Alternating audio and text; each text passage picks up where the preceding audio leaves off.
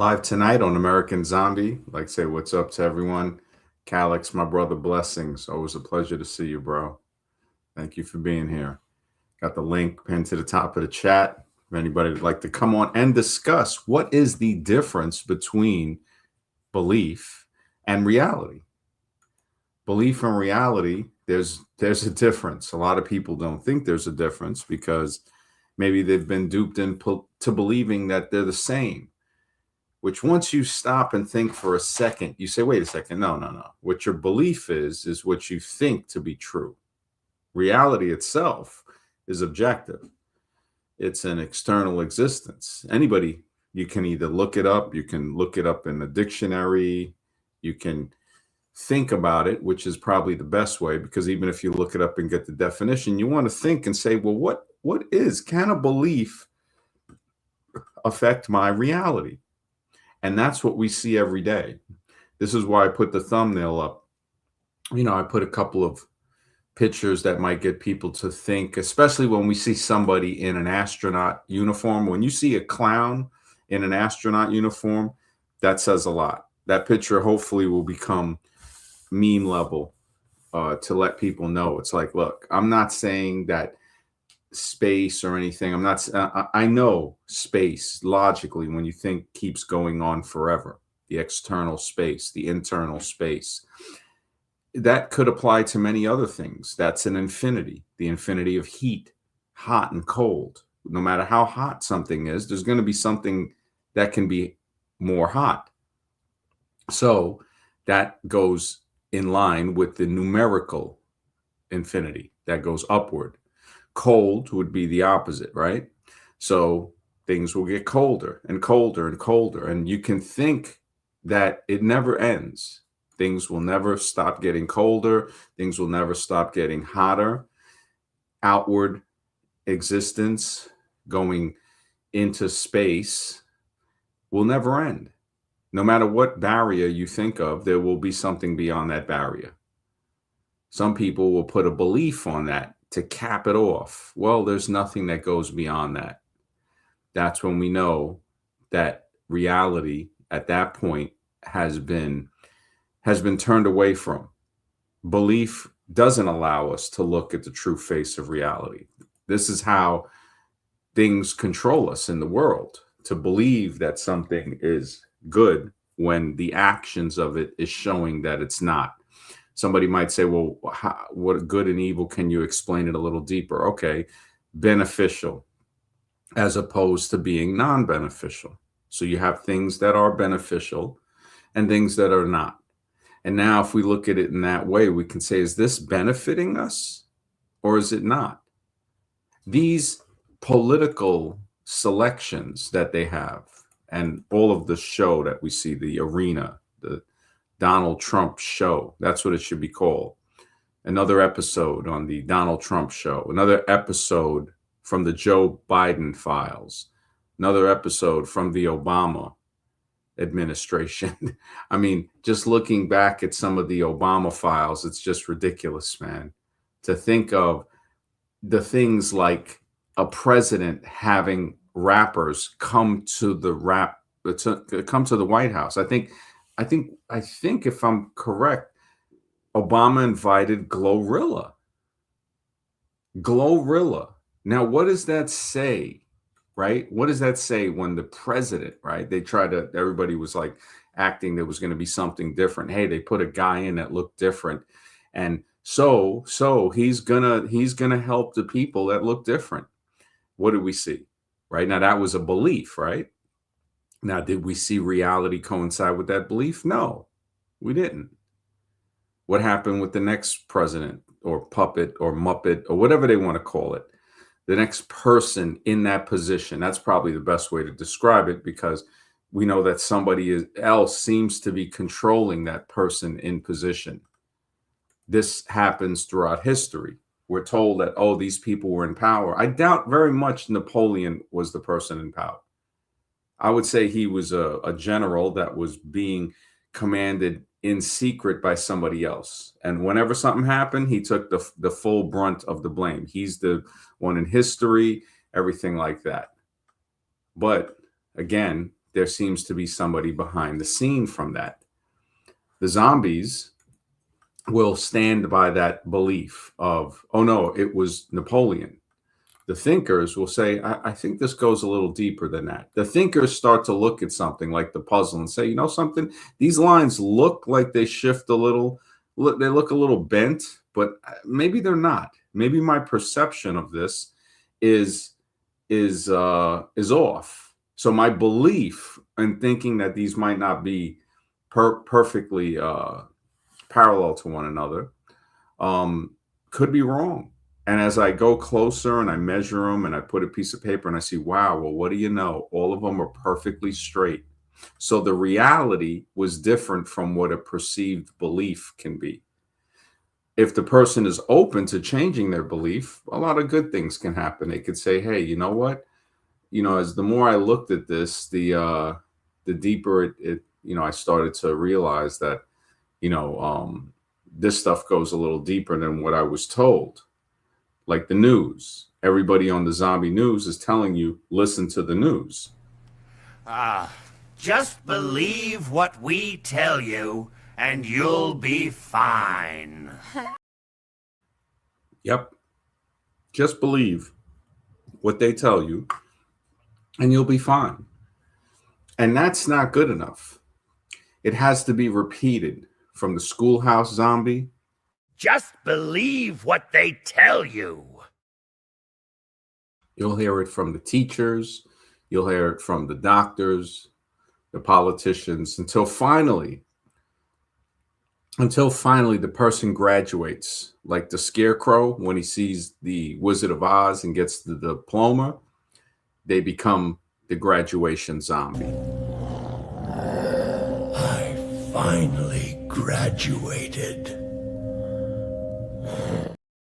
And that graduation zombie starts to progress throughout society as somebody who thinks they know more than they actually know. That's where it gets dangerous. That's where we see people all throughout the internet professing things that they believe as if they were truth. One of the most notorious ones we see today is the religion of evolution. I don't mean to harp on that a lot. What I'm doing is exposing the truth of how dangerous a belief can be if it's thought to be true.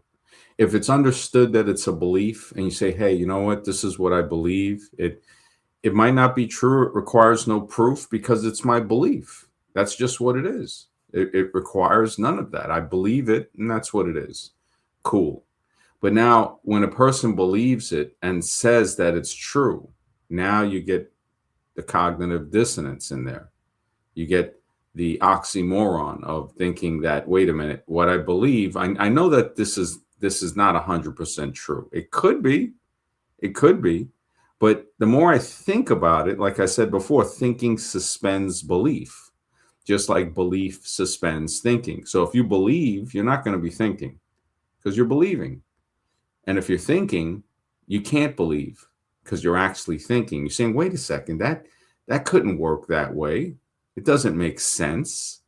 So somebody wrote a book that's telling me to do something, and I don't know who this person is. This person's invisible, The same thing that goes with the evolutionary textbooks. That's the holy books of evolution. We've showed it here before with the origin of species, right? The part that they don't want to tell you, for preservation of the favored races in the struggle for life. Just to think if that's actually the subtitle, but to think if that was the main title, the preservation of favored races, just that alone should tell you what the whole evolution propaganda was about. The fact that they had to go to the Scopes trial to try to teach it, when we know before that it was straight religion in the classroom, which wasn't much. It was really messed up what it did to people, and we see the effects of it.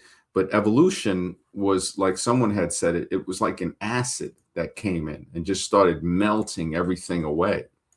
It just, Browns boy, good to see you. Thank you, brother. Gaia, The danger of false gnosis. True gnosis is knowing that one doesn't know. Yeah, that's the Socrates, right? Socratic method. Wisdom is knowing how little I know. Wisdom is knowing how little I know. And that's Socratic thought, like the Platonic methods as well. When you start talking about something, I remember speaking with this girl not too long ago, and she said something about belief. And we were like kind of going back and forth because I was filming something for like an Ancient Alien type of episode. This was a couple of years back. And she immediately started to attack it. And I was just like, look, I'm just trying to film this with this other person here. You can keep your beliefs to yourself and we can speak afterwards. But we got into a lengthy conversation.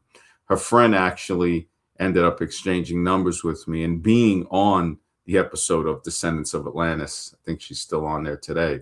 But she does something else. But when I thought about the belief, when she was like, well, what is a belief? What when you think about the word belief, I think it comes from the Anglo-Saxon word to leaf, to wish, something that a person wants to be true, but it's not necessarily true.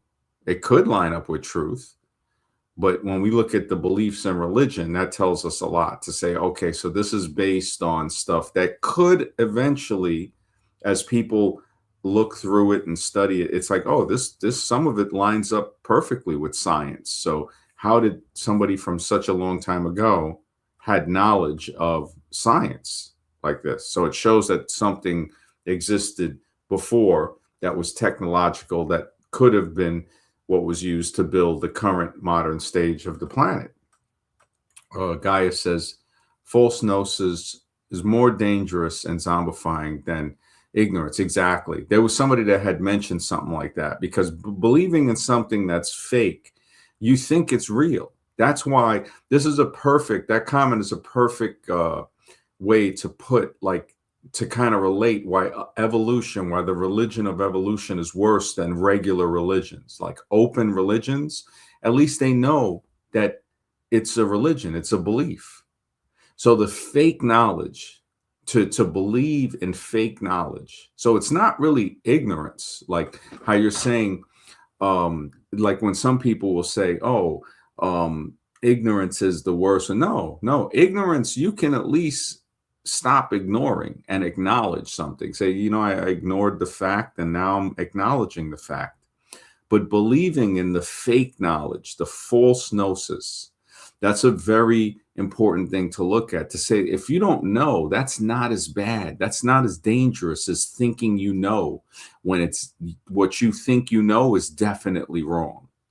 It's like saying you're going to jump over a certain gap and you know for sure it's 4 feet. Meanwhile, it's 14 feet. And you're like, no, you know for sure. So you're believing in fake knowledge and you go to jump and you fall, because that shows you how it's more dangerous than the person that says, you know what, I really don't know how far that jump is. I think I'm going to measure it, or I'll retest it or something, instead of just going on the false knowledge. That's a very good way. I'm glad you put that up, Gaia. Brownsboy says, remembering who you are without what you think you know. Clouding who you are is kind of like gnosis. Okay, so remembering who you are without what you think you know. Okay, who you are. All right, clouding who you are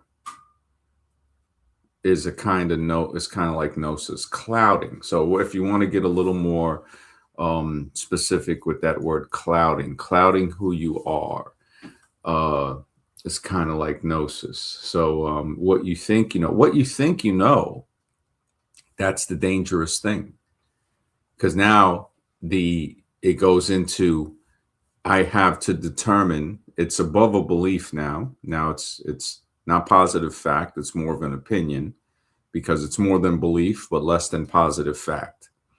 Now, how do I know? How do I test it? And that's where the scientific method comes in, to test the notion, to say, okay, I think, because I've tried it, when I'm underwater that I can't breathe underwater. I know that if I inhale the water, forget it. You're going to be pumping it out of your lungs. It's not going to be a great experience. So if we try this anywhere, it proves to be true. You cannot breathe underwater. We need air. We breathe air. Now you can breathe air underwater, but you can't breathe water, because some people might try to get a little slick. Oh, well, you can put on an oxygen tank, a scuba gear, and now you're breathing underwater. No, you're breathing air underwater. That's what you're doing. You're breathing air underwater. If you were breathing underwater, if you were breathing the water, if you were able to pull the oxygen, you see, it gets very, you have to explain it. This is where communication comes in. Communication is extremely important. You have accepted many things you think you know. None of them are actually you, and blocks the knowing. Wow. Wow. Tasha, good to see you. Always a pleasure. Always a pleasure. Gaia says, remove the clouds of illusion and let the sunlight of Sophia shine. The sunlight of Sophia. Who is Sophia? Is Sophia another word for knowledge or knowing? Possibly. Possibly. I mean, the belief, when we look at it, right? Reality and belief, because that's what the thing is about. The definition for reality would be existence that is absolute, objective, self-sufficient, independent of human thoughts or conventions. So it's a positive fact. Now, we know that facts can change with time. Time has a way of changing facts. If you're a certain age this year, that fact will change into the next year. Now there are certain facts that we do not see change within our whole life. The breathing underwater is one of the facts. Another fact that we see is that you will end a physical existence in the body that you're using or inhabiting, the vessel that you're within, or whatever it is that calls you. That is something that, when we look into it, it's a fact. The people we see around us, we don't know where they go. So these are facts that don't change, and then there's facts that do change as you grow, as you age, as you learn more, as you know more. Oh, I know more now than I knew before. Before, a person may not have been certified in a certain field of employment, and now they are. So the fact changed. And this is something like science. When people adhere to the religion of evolution and they try to automatically put themselves up on a pedestal thinking they know everything, and there's no debate or whatever, it shows me that that person, again, like we talked about it on another stream, the cup is full. If the cup is full, it's full of what? It's full of belief, right? How can you even talk to that person about anything else? There's nothing to say. And I see this with a lot of people that have beliefs, especially religion. You might get through to an openly religious person because they know it's a belief. They know, hey, you know what? There's things in it that might not be accurate. And that's the opening to learn. That little opening that allows the truth to slip in.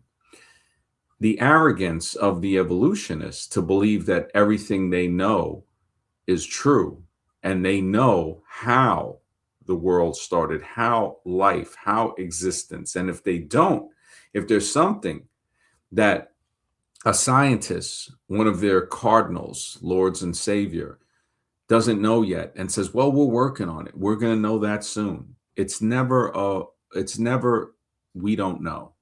It's never that, because then a person might break free of the illusion and say, well, wait a minute, they don't know everything.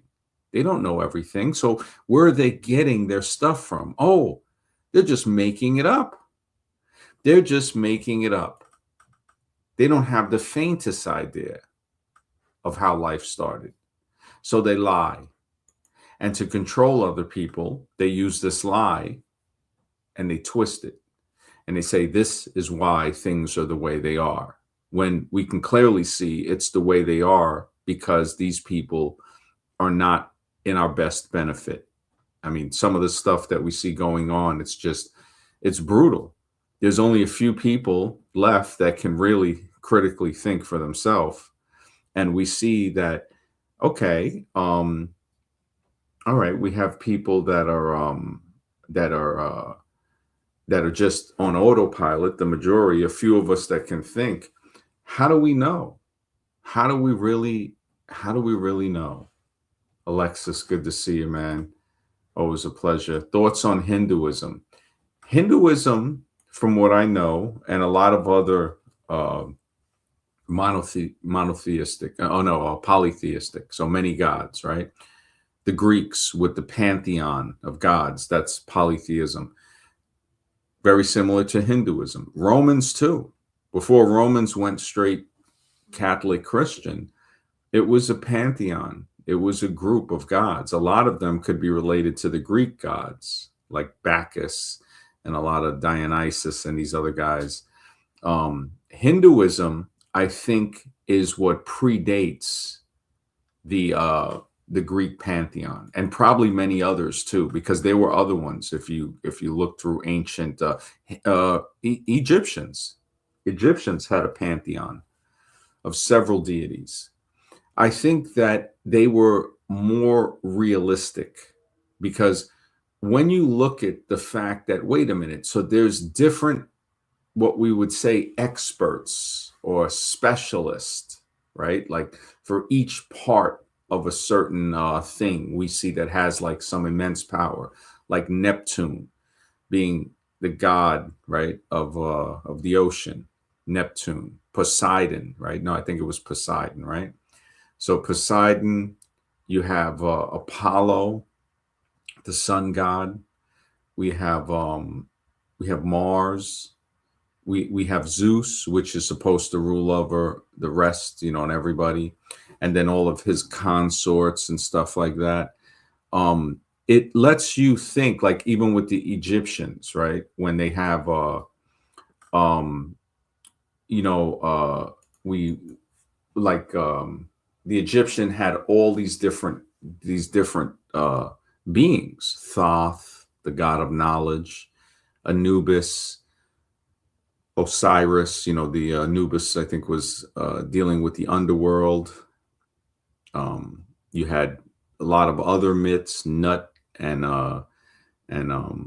Imhotep and stuff like that. So when you think of these other so-called, I guess they might call them lesser gods or something like that, you start to open your mind up and say, well, wait a minute, it's not just one thing.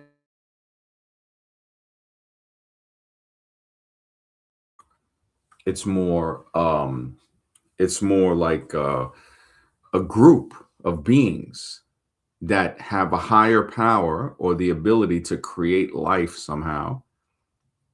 And these beings have different levels of power or knowledge. That knowledge is power, right?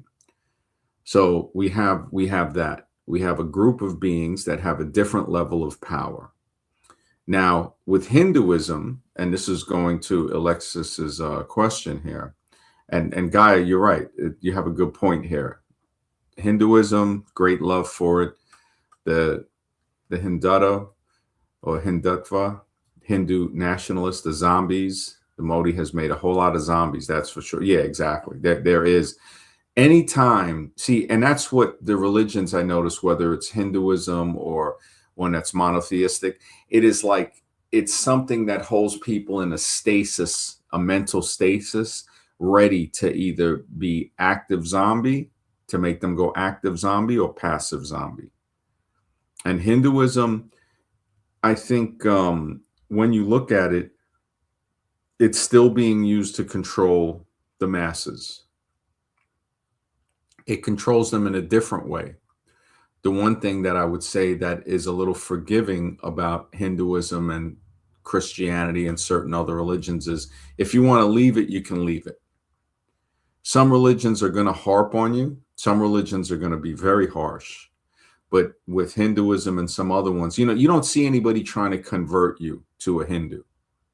That's something I've noticed, that I will give Hinduism that benefit, that they're not trying to say you need to be a Hindu, or God said, um, you need to be that. The whole cow thing, right? And this is what I've heard from people talking on films and speaking with people that have come over here from these countries. And the worshiping of the cow, right? From what I've perceived, right? They're saying is that the cow is worth more alive than dead. So if you butcher it, you get the meat, right? But if it's alive, you get the milk for a lifetime. You'll have enough to feed the calf, but also extra. I think a regular cow produces 1 to 3 liters, or it's either liters or quarts. So you're not getting um, more than a gallon of milk a day off of a regular cow. But when you juice them up, now you start getting all of this unnatural stuff. But we got the special on Hinduism. As Varun, good to see you, man. Alexis was just asking about Hinduism, a couple of things on why Hindu worships cow. I think it's because of the worth of seeing. I know there's probably other reasons. The dung from the cow, from what I hear in America, here in Texas, there was a thing when I was there. They said if you get caught in a cow patch, I think between like 5 and 6 in the morning, they'll just arrest you, because that's when the magic mushrooms grow on the cow dung. Now you're looking at tens of thousands of dollars that can be harvested within 30 to 40 minutes if a person does it in the right way, off of these cow patties, which are dung. Maybe that's another thing with the Hindus, that not only is it the milk that they get from the cow, what they have, what maybe they might get from the experience from the mushrooms that grow off the cow patties. I don't know if that happens. I would think it happens in India too. I mean, why wouldn't it? But now we have two things. So we have the milk, that raw cow's milk, I would think does have medicinal properties. And of course, what did they do here? They went around, it was like raiding milk factories. I mean, when you look at that, the fact that the federal government has funds to send teams to raid people selling raw milk. So it's like, when they say they don't have enough money to raid certain drug dens, but they can go raid a factory that's selling raw milk, that tells you that there's, again, your belief, or a person's belief, in thinking the government is there 100% to look out for their well-being, doesn't coincide with reality. It's saying, wait a second, what do these milk farmers, what kind of threat could they pose that's worse than some of the stuff that's happening, not being taken care of? So is it more important to bust raw milk factories? That's more important than sending the funds to fix and clean the water supply in Flint, Michigan. It's definitely, see, when we just think about these things normally, we start to say, yeah, that really makes no sense. It can actually make a person even get angry if they don't know how to control it, is to say, wow, it's such a lie. It's such a blatant lie. It's like, wait a minute, why are you going and raiding these milk factories?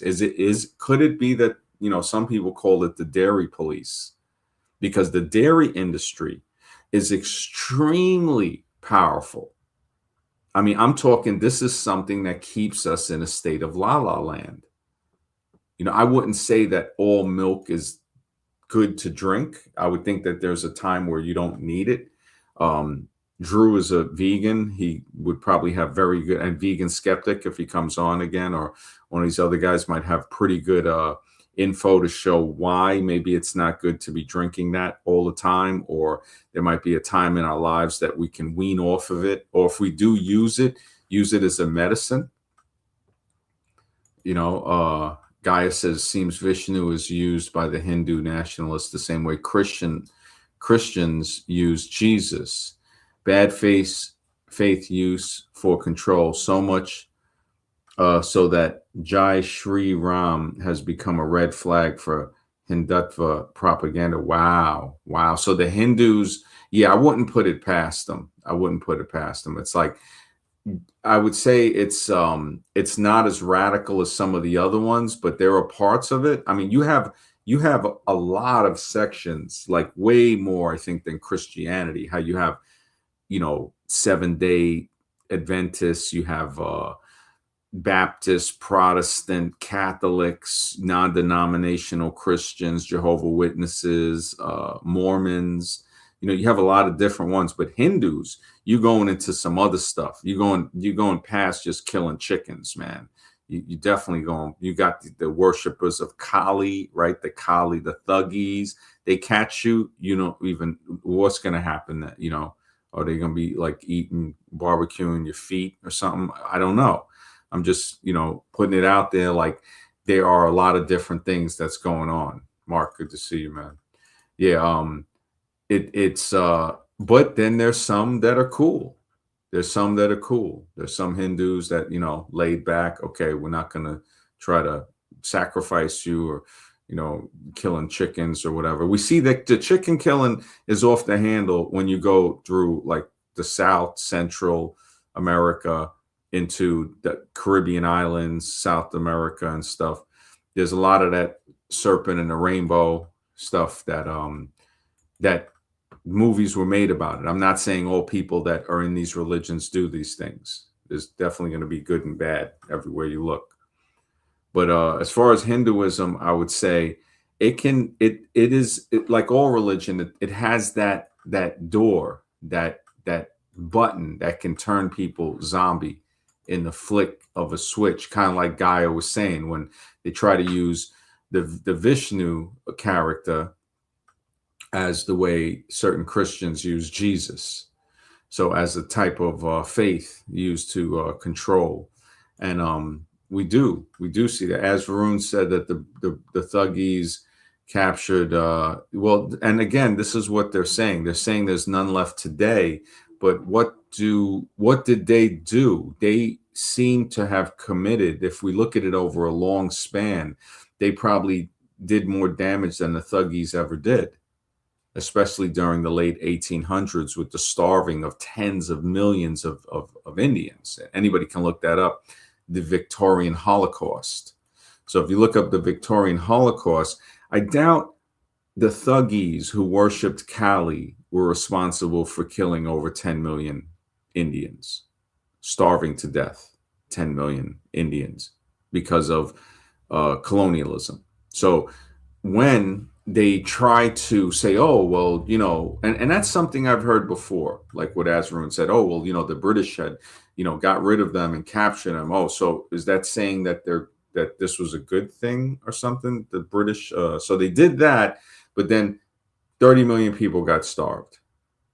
So like when we think about it again, we start to say, man, somebody is really fighting to not just control my mind, but to get me to want to say what they want to hear. It's not good enough to just say what they want to hear. That's not good enough. They want the person to actually believe it. So, and now we get on another level of control, which is a horrible level. It just, when you think about that, it's like, okay, so I can't just say that it's a free country, basically. And that's putting it to, let's just say, in the text of in the context of Western or modern countries, right? It's not good enough to just say it, because we know we're not free, really. We're free to an extent, right? Freedom of speech, just watch what you say. So it's free to an extent, but that's not good enough. We have to believe it. We have to, and that's what the state does. The state breaks people. Remember, it breaks people. The last words in 1984, if you look up the movie, he's sitting there broken with a tear after being tortured basically, and his last words to the state is, "I love you." I mean, it's a brutal, brutal reality, because when we look at it, we are like children that are being taken care of from the state. We need water, we need food, we everything we go to buy is from something that has been orchestrated by the international trade of states and countries, to the point where like the telephone numbers, it got us to where we can't even remember a phone number, at most maybe our own phone number. Before, we could remember 10, 20, 30 different phone numbers. So just like the need, or the not wanting to grow food, to figure out how to make textiles for clothing, how to get materials for shelter, to how to continue a self-sufficient community.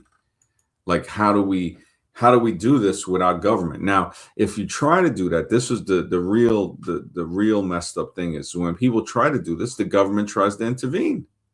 They can't even let a person be like, okay, um let's give you a hand, maybe there's grants. No, it's all about staying under their control.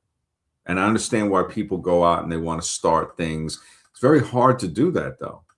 I mean, we've been softened to a point that is is very, it's to a point where we're almost like, yeah, we're like children that they're taking care of, basically. Children that they basically, we're like a herd, not even children. It's more like farm animals in a way. Farm animals um that they herd.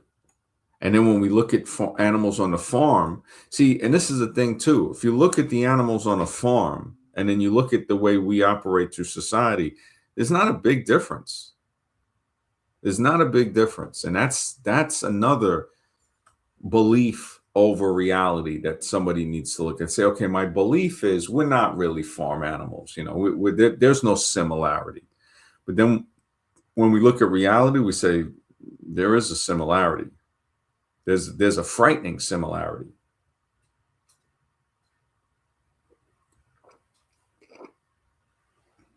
Yeah. I think about that. It's just the frightening similarity of farms and society. If anybody looks through some of the pictures that they can find online for like the hog farms, the pig farms in North Carolina and stuff, and just look at the you look at like the pools, like the gigantic areas of pools of waste that are next to the pens, the indoor like type of sheds for the pigs.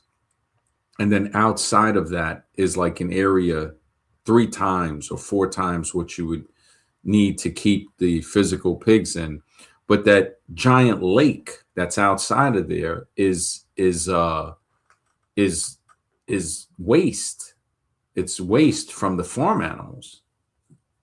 And we see this happen with many other types of farm animals. It's a problem on how do you get rid of that much waste? Because if you're not working with a system that works with the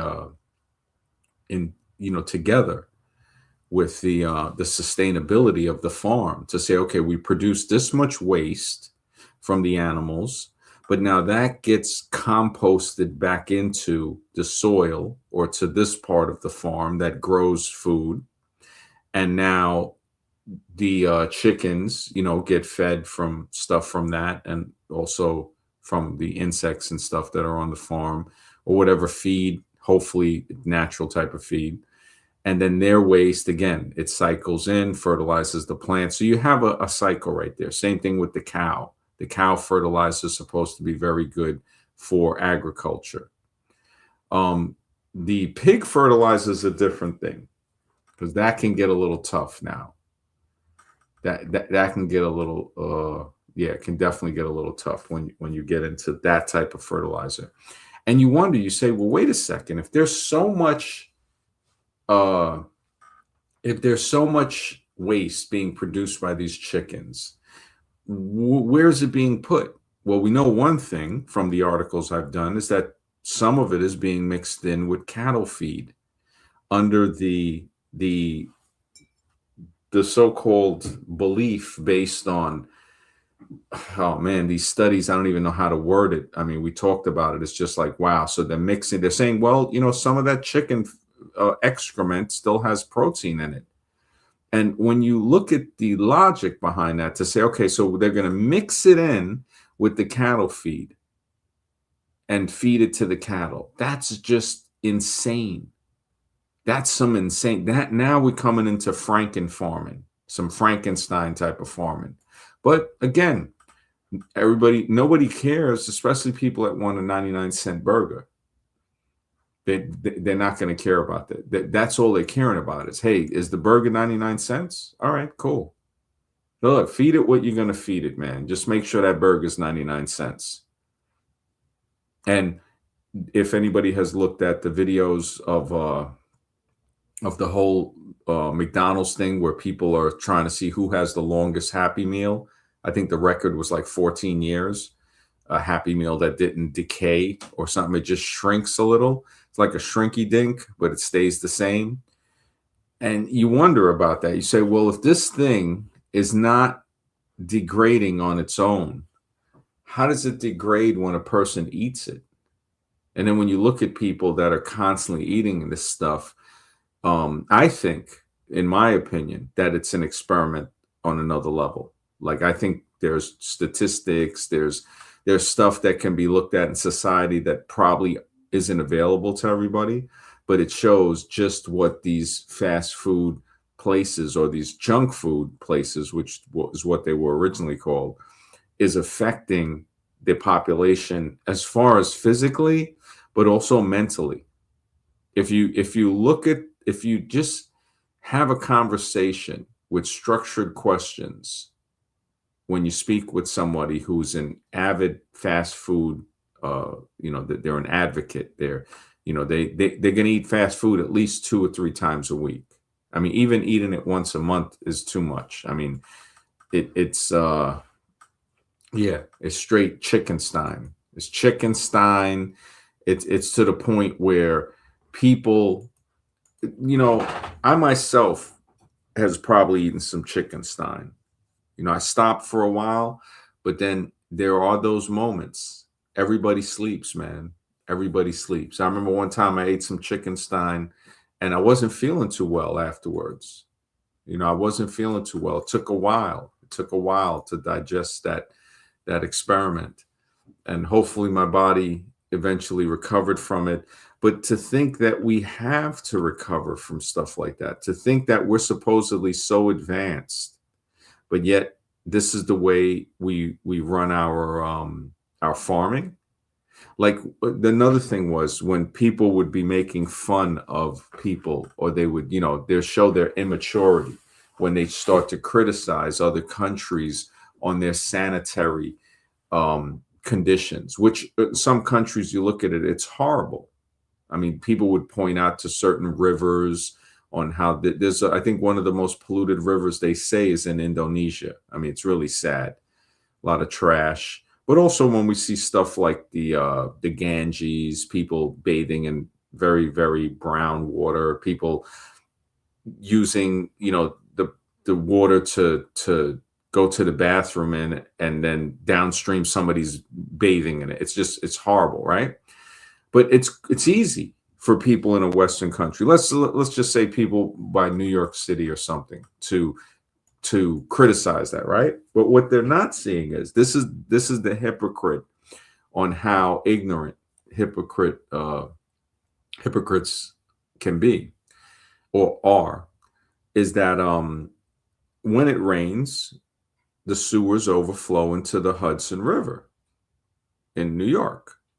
So you're having raw sewage. Anybody can look this up and see that gets overflowed into into the river. So just the way you have, now the problem is you don't have people bathing up and down it like you do the Ganges, but you do have people that, they are messing with the river. That stuff gets into the air. So it's gonna evaporate into the air. So now you have people breathing that in. So it's not a very clean situation. But the reason I'm pointing it out is India, as bad as it is, and some of these other countries, Indonesia, when you see that, it happens here, but it happens in a different way.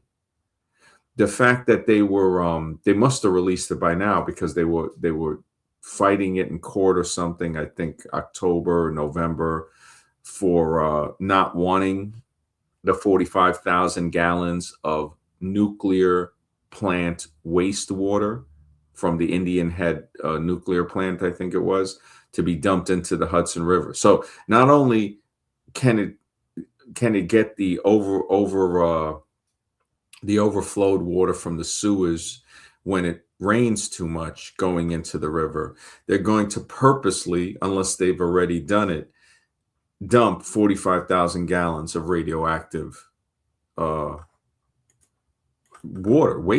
basically.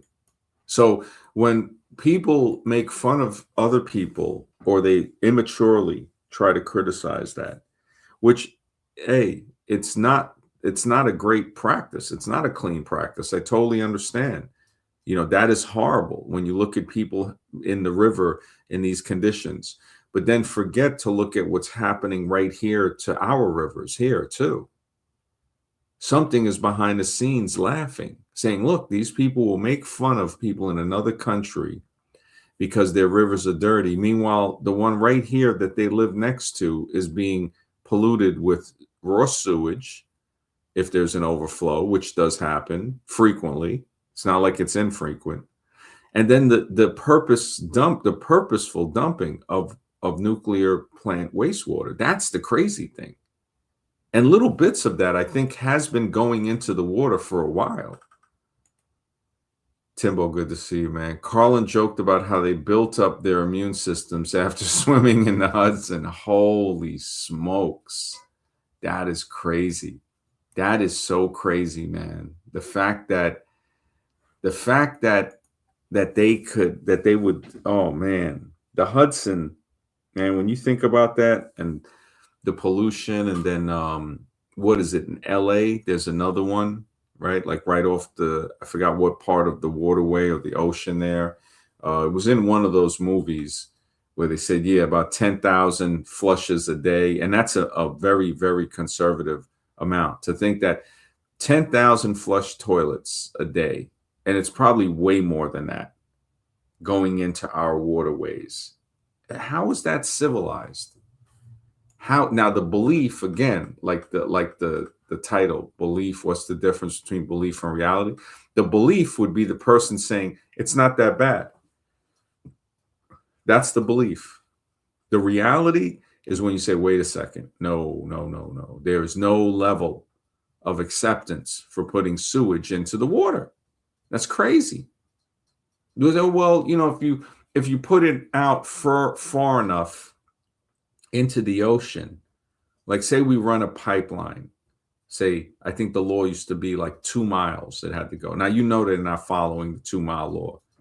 I showed on one of the previous streams, Toilet Beach, on how people were going underwater right off the shore, seeing this raw sewage come out of these pipes.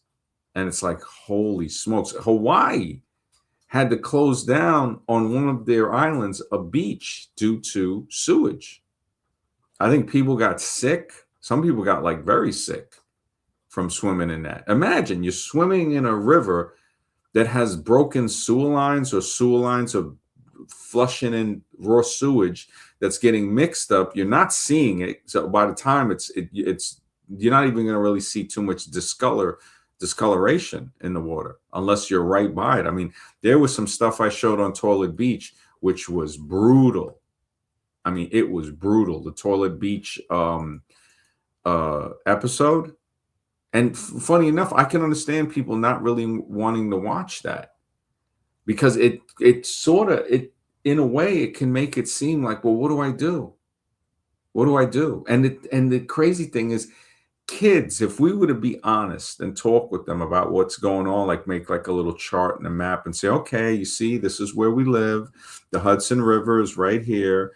And when it rains, guess what happens?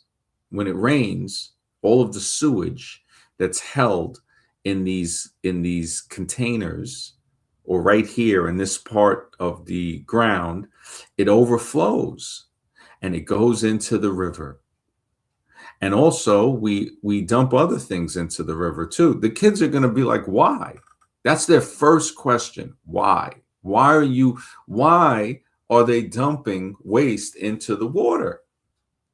You would think for people that are supposed to be so technologically advanced to so-called send a tin can up to the moon. I mean, you got to be really advanced to do that. But we have problems with sewage overflowing into a river. That tells you one of two things. Either they're not as advanced as you think they are, because they can't even solve the fact of sewage in the water, or they purposely don't care. Where they are, they don't have to worry about that. You have to worry about that. We have to worry about that. But magically, they don't.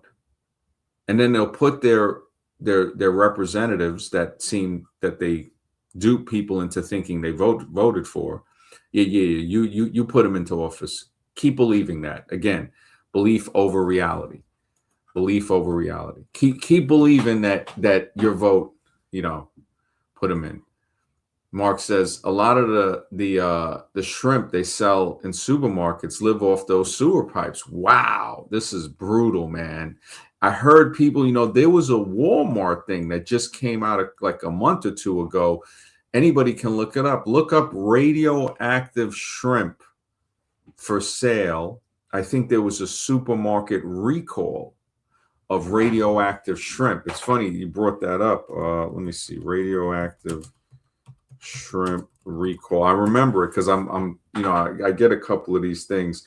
I'm always doing scientific research. Is just what I like. It says, all right, I typed in radioactive shrimp recall into Lord Google, and it came up. Yes, there has been multiple U.S. recalls of frozen shrimp in late 2025. So this is pretty active. Man, now it gets brutal because people are just going to go back to believing again. They're going to go back to believing. This is where it gets deep. Due to contamination with low levels of the radioactive isotope cesium-137 originating from Indonesian supplier BMS Foods, affecting brands. I'm not going to say the names. Anybody can look these up. But also the health risks from long-term exposure, and no illnesses, have been reported. But the FDA is investigating. Really, like if that makes people feel better. But again, people with the belief will feel better. They said they were investigating. And that goes back again to the belief versus reality. It's like, so they said that. Do you think it's really you think they're really doing that? So now this is like all across where it was sold, all across the US from what they're saying here. I mean, in my opinion, I ain't messing with shrimp, but it says action for consumers. Don't eat the recalled shrimp, dispose of it, or return it to the store for a refund. So in other words, for somebody to dispose of it. So if you had eaten it, right? Now, so what about that? So they're like, look, just throw it away. Don't even worry about a refund. It's like, how much crookery do they allow a company to get away with? So the health risks, they're saying, if someone were to eat shrimp with cesium-137 in it, is primarily an elevated cancer risk from repeated exposure. Wow. Not acute poisoning. Well, I would implore people to read these articles, or just even if they type it into Google, and it comes out with some of the stuff just to see. Yeah, the radio. I remember this last year too when I was looking stuff up because I was going to start doing news stuff with that to where I just read off at lunch like a 30-minute thing of the recalls, because the recalls are insane when you look at some of the recalls. You say to yourself, like, you got to be kidding me. The recalls, I mean, it just a radioactive shrimp. Anybody can type it in. Anybody can type it in. Radioactive shrimp recall. And what will pop up might shock you. Timbo says, wow, there was a point where I saw recalls on food products on a daily basis. Yeah, man, I signed up for a lot of those things, man. Some of the stuff that comes in, it's frightening. It's literally frightening. Some of them, little allergy type of stuff to say, okay, this brand didn't say that it had milk allergens or something like that on it, so that's why they're recalling it. But to think that they have to recall something like that because some people could get allergic reactions makes you wonder. Those people that are getting allergic reactions might be the canary in the mine, the ones that get affected first, and the rest of us won't feel it until later. So this is what's so important about the people that get these allergies. It's affecting them first. Sometimes with other people, it won't affect them. It'll manifest in a different type of symptom. And these things, see, these are the things that I think parents and teenagers and children need to be talking about. And you don't have to be a medical doctor to talk about this. That's the dumb down machine where they say, oh, well, you should study to be a doctor. It's like, well, maybe you should shut up and let me just research and learn instead of constantly having to be whipped into a slave camp. Oh, you like that? Put them in a slave camp for that. It's like, no, why don't you just let me think? Why don't you let me go through, do my research, speak with other people? The zombies are so relentless, they make you not want to learn. I could see how children are deterred from learning. And then they'll say, well, just go watch your show. Just watch your program. Here's some pretty colors with some buffoonish characters. Again, a circus, cartoon circus. Colors, distractions, stupidity. You mix it up, what do you get? The average American. You get the American zombie, which everybody in the world seems to be trying to be like. It's not even like people say, oh, they might criticize and all of this. And I'm like, really? I'm like, American zombie, man. It is what it is. It is what it is. Guy says, reminds me of the news of the shrimp recall due to radioactive isotope. Yeah, we were just speaking about that a couple minutes ago. Yeah, I have the thing pulled up. Multiple U.S. recalls, it said. So, and it affected various brands, it says, frozen, raw, and cooked shrimp, including Walmart. So Walmart had a lot of, I don't know if they recalled everything, direct source seafoods. There's a whole list of them. And you're looking at states like it's including a lot of states. It says where it was sold, various states across the U.S., including, so not limited to, but including, right? Alabama, Arizona, California, Maine, Minnesota, Pennsylvania, Utah, Virginia, Washington, New York, Illinois, Colorado, Oregon, Idaho, Iowa, Montana, North Dakota, Nevada, Utah. Wow, Utah again? Holy smokes. Wyoming, Connecticut, New Hampshire, and Vermont, just for some. And yeah, this is like what brands of shrimp. It's a good thing I remember that Mark actually got me to think about that with his comment about the shrimp and the supermarkets. Yeah, multiple, man. I'm talking multiple. This thing I got here, it is brutal. I signed up for like the recall stuff where they sent it, man. And I know there's more stuff. I had signed up to one called Chem something, and it was talking about like certain chemicals and certain things. There was a thing that came out over a decade ago where they were saying any soft plastic. They were recalling like teething rings for babies because of, I think, possible threat of phthalates in the plastics. And now the kids are teething on this. So of course they're getting this going directly into the saliva and the gums. So, and this is when I say the first part of the zombie spectrum is family, because the family, they don't, they're zombified already. We're born into zombie.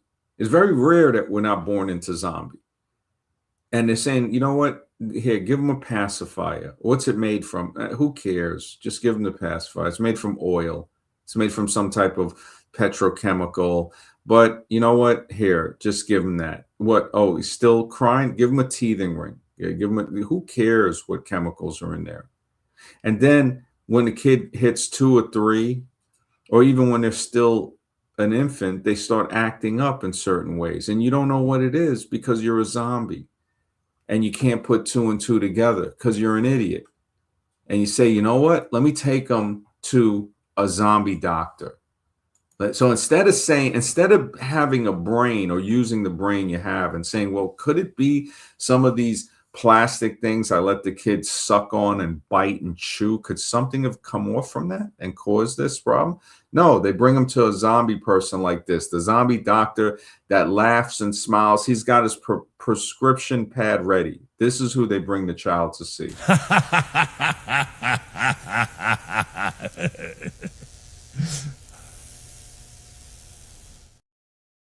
And that is basically what it is. People will go there. Hey, doc, you know what? Tell me what's wrong with my kid. Well, I don't know, but this pill should help.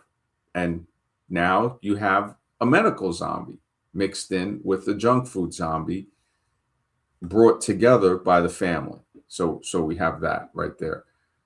And I'm just tracking the different types of zombification that can happen with certain scenarios.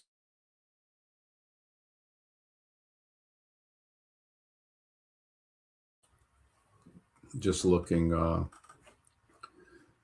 for some more of these studies that I had. Yeah, the radioactive shrimp. Mark brought that up, man. It brought it to my attention. There was a lot of other stuff. There were some pills. I think it was like a dietetic type of pill. They were saying that they used a filler. It was like a yellow herb, and they had to recall that. This was in November. So yeah, that one. Looking for some of the others. It's crazy because when I just look at some of the stuff that they tell the average person, not being too zombified, it just it makes you wonder. It makes you wonder. You start to say, wow, other people are actually believing this stuff. And then you wonder, okay, where, as of January 2026, so this is very current because we're in what, January 2026, right? The FDA has implemented a strict import certification. Oh, wow. So that sounds serious, doesn't it? So it implemented some strict import, certification requirement for shrimp from certain regions of Indonesia due to potential cesium-137 contamination. This marks the first time the FDA has used its import certification. Wow. So after all of this time, this is the first time they've used this under the Food Safety Modernization Act to address the safety concerns. So the first time they ever had to use this is just January 2026. That says a lot, because the average person is not going to care. They're like, wait, the game is on, man. What are you trying to tell me about? I ain't got time for that, man. They got time to be a sports zombie, but not a thinking, saying, look, this radioactive shrimp too, when they said, oh, just dump it, right? They had another one that was saying, just dump it. Where? So you just, now this is the other thing too. Let me go back to that one. This is the craziest, oh my goodness. Verification of these certificates must, yeah, this is crazy. Yeah, the first time you use it, right? So where was that other one? Okay, the health risk, long-term exposure. Okay, we're saying something like, okay, health risks, illnesses, something about just discarding it. Oh, yeah, this is it. This is it. Action for consumers. Do not eat the recalled shrimp. Dispose of it or return it to the store for a refund. So when they say dispose of it, right? So you're telling me shrimp, radioactive shrimp with cesium 137, that's safe to just throw that in the garbage? That's safe to just dispose of it? See, this is where thinking comes into play. Nobody really cares about that. It's to say, wait a minute. So they're telling me to just dispose of it. Instead, if you don't want to go to the store, hey, don't worry about it. You know what? Don't try. We want to keep the economy going. We want to be able, to keep this radioactive shrimp thing going. Just throw it away so we don't got to charge them, and they can, next time maybe it won't be radioactive. But if it is, we'll try to let you know in time. We know you might have ate a couple, but hey, you know what? It is what it is. And this to think that this isn't important, and it's 2026 January, they're doing this, man. To think that this isn't important, they're over here with, and I'm not saying some of the other stuff isn't horrible, what's going on, the Minnesota and all this stuff like that, but this is directly affecting people on a sneak level. This is sneak level. I mean, I don't mess with shellfish anymore, shrimp or anything like that. I don't know. I'm just not feeling it. I think somebody had put in the chat earlier. It was something about the shrimp. Yeah, Mark. Yeah, that's what kind of got me on this. And thank you, Mark, man, because you got me thinking about it. I forgot about it. I just, there's so much stuff I research, and I'm like, man, and I do want to do stuff like this, but I have to make sure I keep it within the parameters. In my opinion, all of that, make sure it's like, look, this is what it is. Because I'd like to do stuff like this where people could watch a small video, to where, or maybe they'll just catch the part in the live stream that I'm talking about it, but also take clips and say, hey, you know what? There was some radioactive shrimp that was recalled for cesium 137. Did you know about that? Like, do you guys eat shrimp? Do you care? Do you care is probably one of the first ones. But yeah, this is the crazy thing. The fact that the stuff they're selling, like what Mark is saying, is living off the sewer pipes. This is crazy.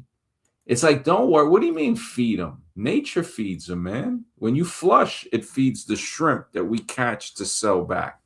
That's hilarious. Gaia says, oh yeah, the PFAS. Yep. Plural, fluoro, like, plastics.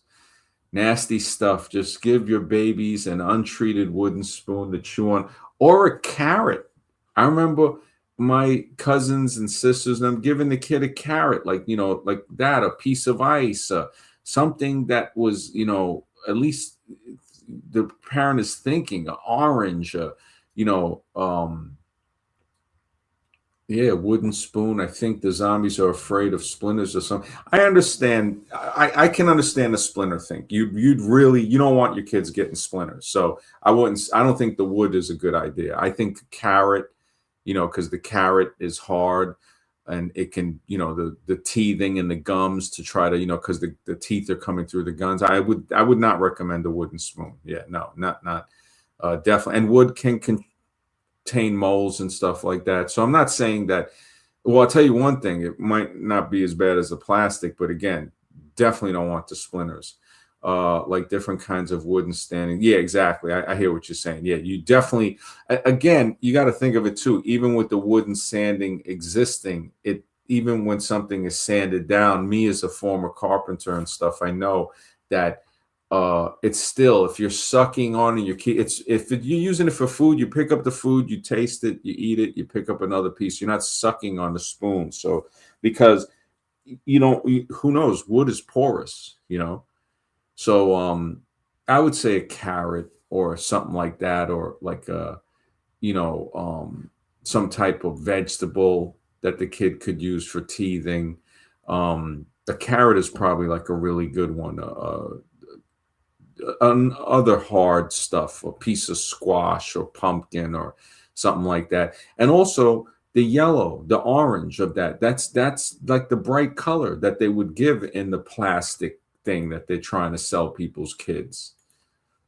Carrots can break.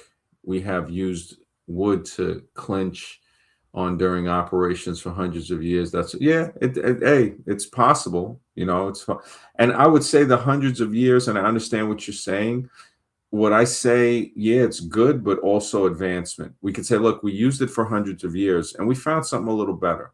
We found out that if you do it with this, you know, it's a little safer. Carrots can break, but they are safer than if wood breaks. So if a carrot breaks, there's not really a problem with that. But if the wood breaks now you got the splinters. So I'm just saying that, but I understand where your logic is coming from. I totally see that we're both looking for alternatives away from the PFAS, away from the carrots. I mean the plastic and also splinters. And you know, I've had people argue with about carrots, you know, being hybridized and stuff. It's like, hey, it's fine, but at least it's not a plastic a soft plastic toy that can leach out phthalates and other stuff that you don't want, you know, chemicals. The sad thing is when we go a step deeper and we start to see that even in the carrots, if the soil is not proper, that it's gonna pull stuff up from the soil. Because remember, carrots, you're picking at directly from the soil. That's pulling in. You want to make sure your soil is healthy. Even above ground, tomatoes, eggplants, cucumbers, all of this other stuff, you're pulling in from the soil. That soil is the life of it. And this is something that kids need to learn too, to say, listen, the soil, what we do to the web of life, we do to ourselves. I mean, to have to explain that to foreigners coming over here, the Native Americans must have been like, "What are you guys like? Like, how long have you had your head up your culo? Like, what is like? This is ridiculous. This is ridiculous. The fact that I gotta tell you that what you do to the web, you do to yourself, the web of life. I mean, they must have been like these people on a level of idiocy that's just it's incomprehensible. That's something that I noticed on people don't like to talk about. Imagine, and I forgot which chief had said that. I don't know if it was White Cloud or something. And he's like, yeah, what man, the web of life, what the man is a part of the web of life. So what he does to the web, he does to himself. Imagine having to tell people that are adults. You start to think, it's like, are these people really adults? Can they think? It's like, are they monsters? What type of a monster do you have to be to think that you could do something to this system, this ecosystem, and not think that it would affect you in some way, that you would get away with it? That comes from a very egotistical, immature type of thought. It comes from a very, very overprivileged, spoiled child, daddy's little girl. Nothing against daddy's little girl, because I'm speaking about most of them are men or males that never made it past being daddy's little girl. And now they're grown males. They're large, immature adult males. And we see them all throughout the political field, the religious field, the scholastic field, the medical, the media. The media is ridiculous with it. The media and politics feed us immaturity. They feed us immaturity every day. I mean, look at what's in basically the White House. Just the name, the White House. I think in some Caribbean countries, they call it the Red House. Why? Because everybody's got red blood. I mean, to call it the White House, you already know what the deal with that is. It's not going to bring togetherness. That guy says Trump puts tariffs on agricultural products from Latin America because these countries refuse to allow pesticides. Wow. I didn't know that, man. I got to look into that. Holy smokes. Yeah, it's like, you know, the fact that something can be sprayed and they don't have to put a list of ingredients. for what was sprayed, that says a lot right there. That says a lot. The fact that something can be sprayed, and it's like, nah, you don't have to list that, man. What, are you crazy? Ain't no listing of that. It's like, that's conventional. That's all you got to say. The PFAS or whatever that might have gotten from the soil or anything else, we don't test for that. We don't test for that, man. You know, a conventional tomato, I remember seeing something with crazy amounts of pesticides. Let me see. Pesticides. And I do this so other people can type it in.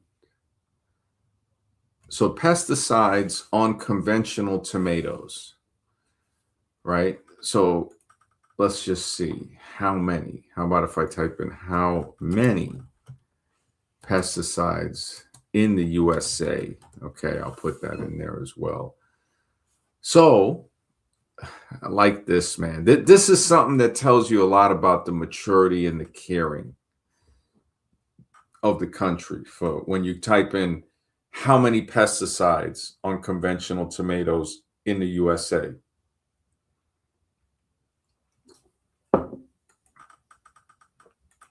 Okay.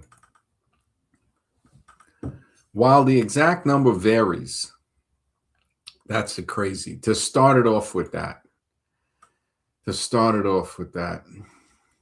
Conventionally grown tomatoes in the U.S. are commonly sprayed with over 30 different pesticides. Now, this is coming from Lord Google. In my opinion, everybody should type it in to find out for themselves. With tests finding residues of several pesticides and their breakdown products. So a breakdown product, so that means the pesticide can break down into other things, have reactions. That's crazy. On most samples, sometimes as high as 15 different chemicals on a single tomato due to their skin making them susceptible to pests and disease. So we didn't need the last part, due to their thin skin making them. It's like, wait, no. 15 different chemicals on a single tomato. Bang, that's it. There's no, the skin is thin and it makes them susceptible to pests. No, you put 15 different chemicals. I don't want to hear thin skin and all of this stuff. This is what you did. So key details. High pesticide use. It's standard practice to spray conventional tomatoes with many different pesticides. This is why you should try to get organic, fresh tomatoes, grow the tomatoes, get organic seeds. I mean, man. And I gotta admit, I buy organic tomatoes. At least I try to buy if it's a choice between or buying organic or having to buy the non-organic, I won't buy the non-organic. I just won't eat the tomato. It's like, it's better than eating no pesticide is better than eating pesticides. That's the way I look at it. So residues found, even after washing, USDA tests show pesticides residues on tomatoes. So you're not washing it off, they're saying, basically. You're not washing it off. Variety of chemicals, oh boy, including, so identified numerous pesticides. This is a good one. Now, I'm going to start to learn too with this. Azoxystrobin. So azoxystrobin, I think is a way to say that. Azoxystrobin or azoxystrobin is a widely used broad spectrum systemic fungicide that protects crops. Oh, protects the crops instead of saying kills fungus. So you know how they word these things, masters of disguise. Because if it's a widely used broad spectrum systemic fungicide that protects crops, you don't need to tell me it kills fungus. How does it protect them? By killing the fungus. And how does it do that? Poison, most likely, right? Well, let's look at this. So crops, turfs, ornamentals, and a lot of stuff that's used on ornamentals is not supposed to be used on food crops. They have like some warnings on certain things. So many diseases, fungal diseases like rust and powdery mildew, apple scabbing, by inhibiting fungal respiration. So see, there it goes. There it goes. So this is a chemical experiment doing something to the fungus's respiration, offering both preventative and curative, and in parentheses, kill. Wow. Action with long-lasting control, marketed under names like Amistar. It is a strobilurin fungicide. So a strobilurin that moves throughout the plant, controlling disease from the soil and foliage and preventing spore germination. Wow, this is Franken. I need to do some videos on this, man. Hopefully they'll fly, because that's the only thing I've been kind of concerned about, man. I'd like to just go full. I might just have to just do it, man. Just stay within the parameters, do it correctly. Gaia says, if society used nicotine instead of caffeine, we would probably drastically reduce our overall pesticide use and exposure. Nicotine, yes, it is. It's a very effective insecticide. Very, very, neonicotinoid insecticides were developed from nicotine and are actually a major cause of colony collapse disorder found within. Wow. See, this is the thing where they have to be very careful, because, if it's going to do something like that, again, it shows you that once you open that Pandora's box in the laboratory, who knows what's going to happen. You got to, Jurassic Park, man, everybody has a piece of the puzzle. That movie, he made a good point. He said, you could do it, but you didn't stop to think if we should. So you have the power, like we have the power to hurt people, but we stop to think, man, we shouldn't do that, to enslave people. So are we thinking human beings? I mean, this is the whole thing about evolution. It makes up a story to say, well, it's just evolution. It's not our fault. It creates a type of mentality that is reminiscent to a homicidal maniac that doesn't think they've done anything wrong. And I look at this every time I look at any type of currency, any type of historical document. All those faces that I see, Mount Rushmore, that don't seem like beneficial to humans. I mean, when you look at that, that's ego and pride. And the same nation, this is the oxymoron. This is the cognitive dissonance. The same nation that's supposed to be built on so-called Christian values or religious values, isn't pride a sin? Isn't that supposed to be, according to religious people, supposed to be the worst sin, right? But what is Mount Rushmore? What are statues? That's pride. That's pride. That's ego. That's to a level of disgust. That's ego to a level of disgust, to say, I want to make a statue of these men. I mean, that is like, you talking about cheerleading on another level. And then to put up the people they put up, not even good people. Not even good people. And somebody might say, well, why are you? I'm not bashing. I'm explaining.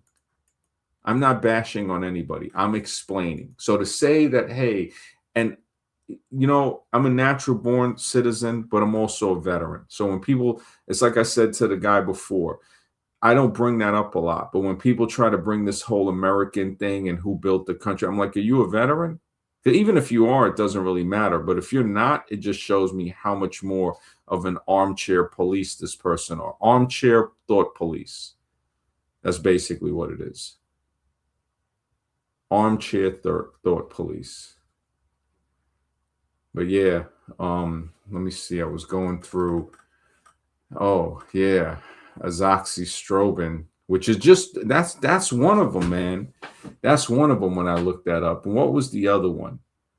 Chlorantraniliprole. Chlorantraniliprole. Let's see what that is. So we got these two. This is crazy, man, because azoxystrobin, the fact that it binds to the cytochrome BC1 complex in fungal mitochondria. I mean, this thing is Frankenstein on a microbial level on what they're doing with the first one. And then the second one, chlorantran, um, traniliprole, chlorantraniliprole, is a powerful selective insecticide from the anthrillic diamide class. Okay, let me look that up. See, this is, it's what we got to do. You got to look it up. You can't just say, all right, let me just bypass that. Nah, ain't no bypassing that word, especially with the internet, man. With Lord Google at the fingertips, how you going to bypass a word, man? It's about learning, man. Children see that and then they know you're an idiot. You got to at least try to be honest with them, man. Say, listen, we don't know what anthranilic diamides are, so we look it up, and we don't even gotta open. We just copy it and press the thing. It's like, how simple. A significant class of modern insecticides, IRAC. So what is IRAC?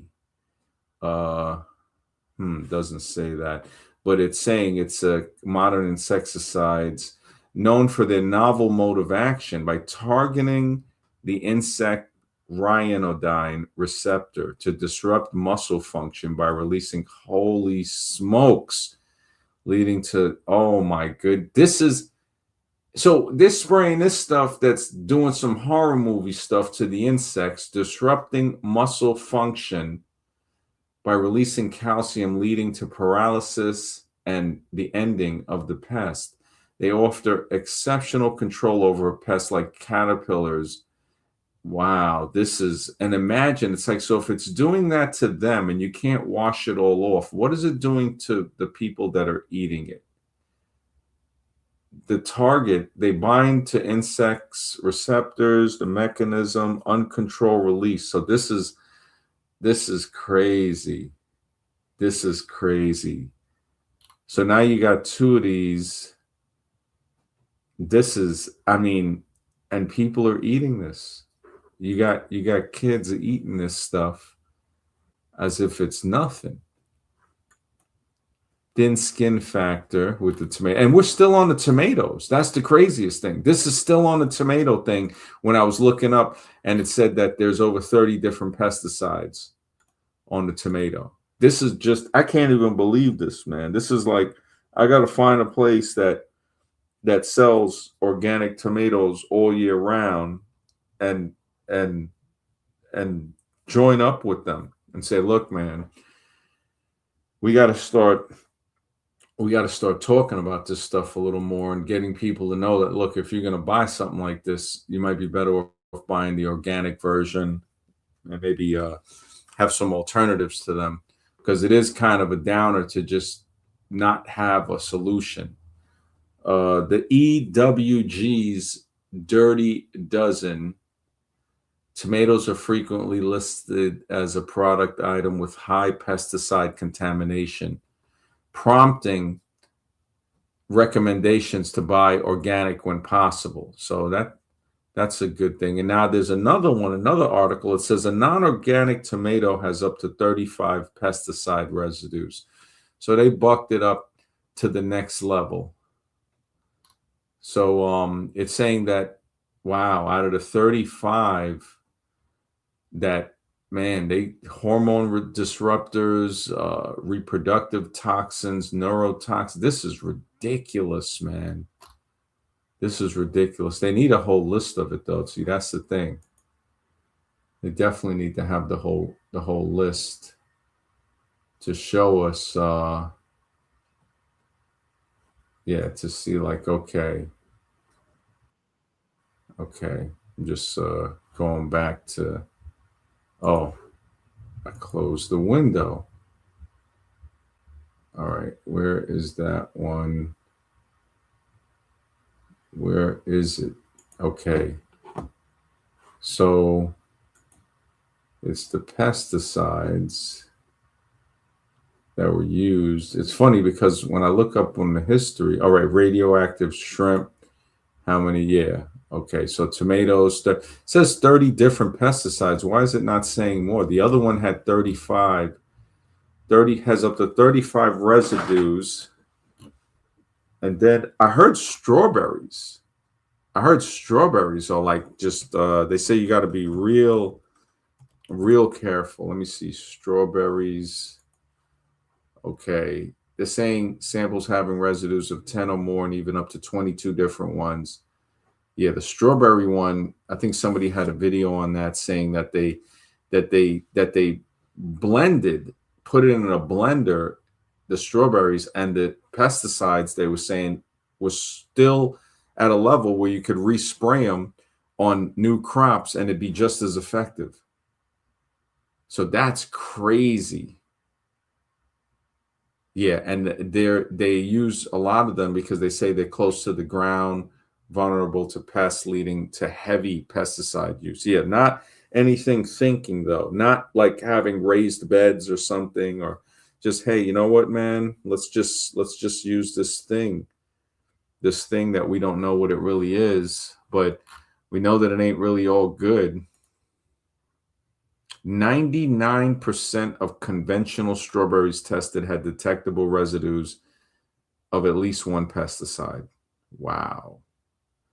That is just and you know, the thing that I'm looking at is that not many people care.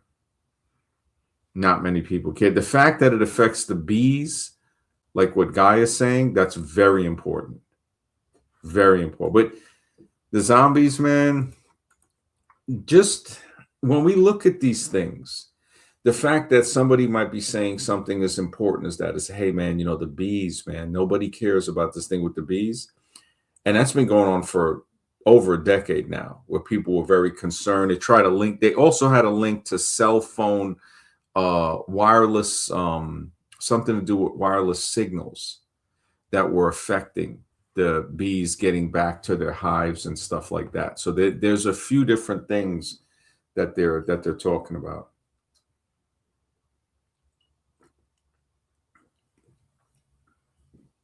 Yeah, some of the samples are conventional strawberries. Man, Google will say one thing and then say, "Oh yeah, they're safe to eat. Can be eaten with confidence." You got to be kidding me. So you just said all of this stuff, and yet they're going to say, "Well, you know, you can eat them." Even though you got all of these other stuff. Wow. 22 different ones. Now it's saying the average rates, fumigants in the soil. Man, this is just, when you look up just conventional farming, I'm surprised people just got to get together and start farms, man. Got to really get together, work with farmers. I was going to call that guy up today too about the beef stuff and all the organic stuff. Hopefully I can help promote them, because it just, you know, you look at the people, right, that instead of working with you and saying, hey, you know what, whatever differences we have, you know, pesticides affect all of us. Let's work together. No, you have people crying about who built the country, crying about which representative they have, basically a slave representative. It was which plantation representative is going to do the best thing for them, instead of saying, look, man, they ain't never going to help. It's up to us to help one another. It's up to us to understand how a country works, how these things operate, and to say, okay, how do we operate within the system to create something that's better? Because the system will work in some ways like that. It's going to be hard, but it does have an opening for that, to say, hey, we can start a company that has at the least an educational part to it, that says, look, you know, I would want to say just, okay, this is the problem, but also you got to present something to go with that. Because if you tell somebody that fast food isn't good and they shouldn't be eating it, and you don't give them an alternative, what are they going to do? They're going to get that itch and they're going to go back and they're going to buy a 99-cent crap burger and they're going to like it. They're going to enjoy it. They're going to get a, what do they call it? Euphoric recollection from eating it. I mean, I can still think about the times I was a crap burger zombie. And it's still there. It's still there. I mean, now that I'm more conscious, I don't think I could eat one. Like, because when you're chewing it, you know what you're chewing. You want to spit it out and say, man, this is like all types of stuff that who knows what's in there? Who knows? But then when you look at the people that are eating this stuff, like look at the people at a bowl game that get a hot dog. Do you think he cares what's in that hot dog? He don't care if there's toenails, if there was toenails or beef anus, or he don't care. What did you season it? Okay, let's throw some ketchup on it. That's the mentality. That should tell us that should let us see the system, the caste system, the invisible caste system that's in America. That is put upon everybody. And we can choose, the thing is how low or middle, because we can't go too high on it, but at least we could say, you know what? I'm not a hot dog eating person in the stands at a baseball game. At least I've risen above that level. At least I've risen above that level. And I've risen above the level of judging that person. I'm not going to judge that person. I'm going to say, look, man, I wrote a book here. You can read it about, why you shouldn't eat hot dogs or why you should look for a healthy alternative.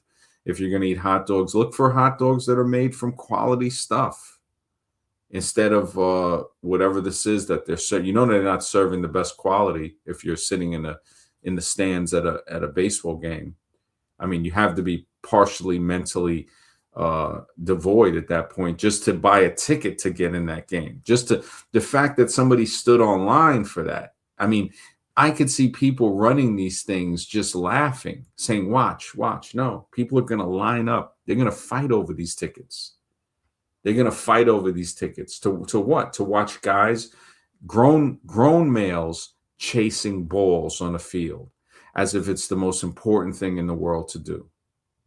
It's like, look at what just happened in Florida. The guy just ended his wife and himself, tried to end his stepdaughter over a Monday Night Football game result.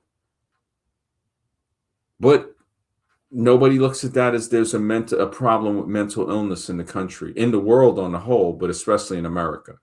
And this, if I had to take a guess which state, people might get it right. They might say, let me guess, Florida, right? Bing, bath salt, straight bath salt, but without the salts.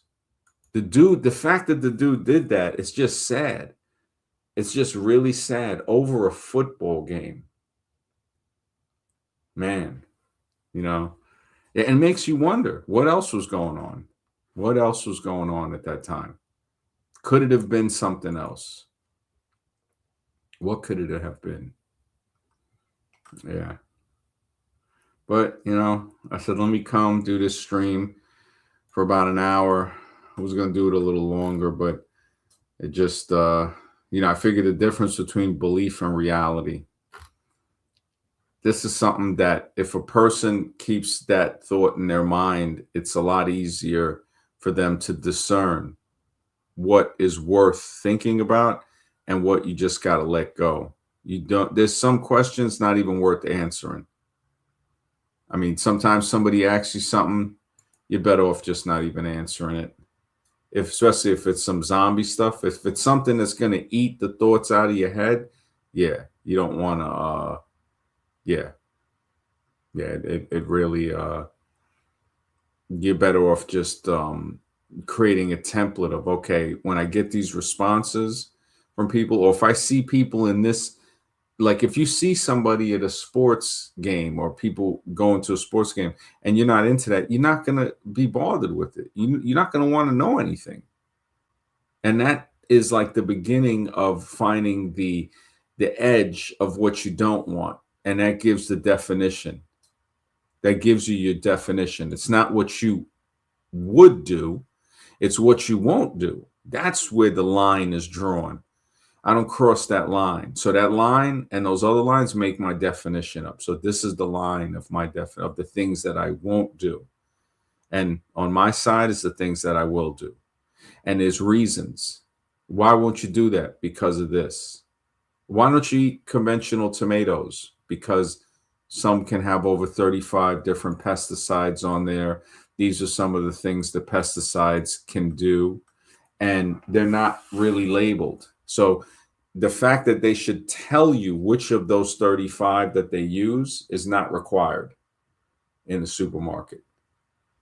I mean, if somebody tries to get that on the label, watch, you'll see problems. You'll see a big thing. So that's how you know something's going on. Say, wait a minute. All I'm trying to do is when I go to the supermarket is to have a sign there saying these have been sprayed with these pesticides and the organic ones haven't.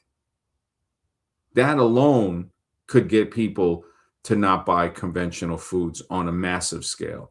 Not that they buy them a lot anyway, but to think that somebody that wants to make so-called natural tomato sauce will buy tomatoes. Oh, let's get tomatoes and let's get this and let's make our own fresh sauce, right? The ingredient that they fail to realize is in that sauce are pesticides that who knows what type of pesticides it is. Who knows? Who knows if it's what was the one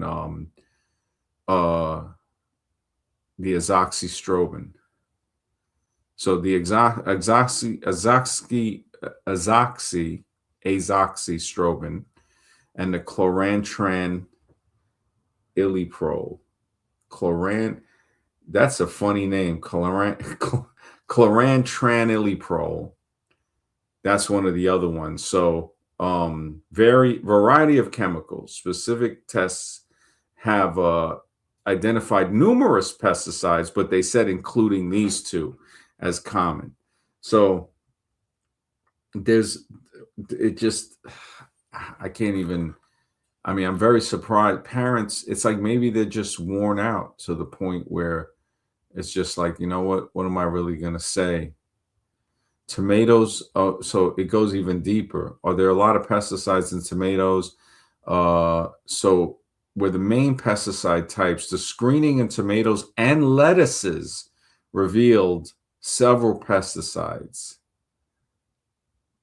Wow. I mean, decloprid, imidacloprid. So that's another one. Methamidophos. This is so scientific experiment. I don't even know what to say. I gotta read up on this stuff. I gotta read up and just be like, man, and how does it work? When I looked at the way they said that it messes with the fungus's respiratory it's like, what the heck? So it's like they're attacking something on this tomato on this level that might not be able to be washed off all the way, but it's okay for you to eat it. That's the common sense. Belief versus reality. So you believe that what they're saying is true, that it might be safe for you to consume this. And, otherwise, what's that? GRAS, GRAS, generally recognized as safe. What type of stuff is that? That's like some official, hey, don't worry about it. The bullets are, they're on the field. The other side is shooting bullets. Hey, these bullets, they could hurt. Don't worry. It's not really a big thing. They could cause harm. Now everybody knows, I think what was the study on, I think it was Dobermans. Like they were saying it was hard to train them because they wouldn't run in the, when there's bullet fire, I think they won't run where they're in danger. As a matter of fact, the fact that I got Lord Google here, so Doberman, did Dobermans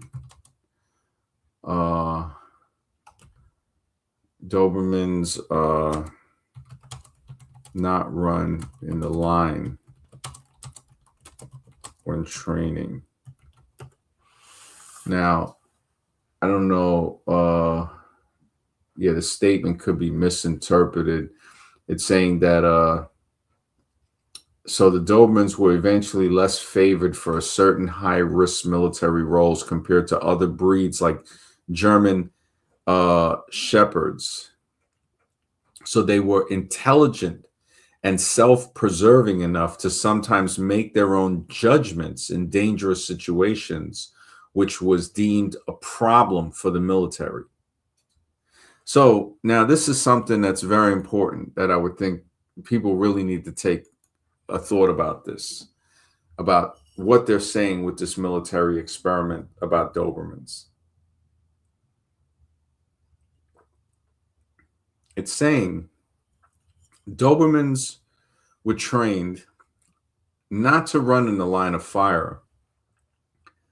They were intelligent enough and self preserving enough to sometimes make their own judgments in dangerous situations, which was deemed a problem for military discipline.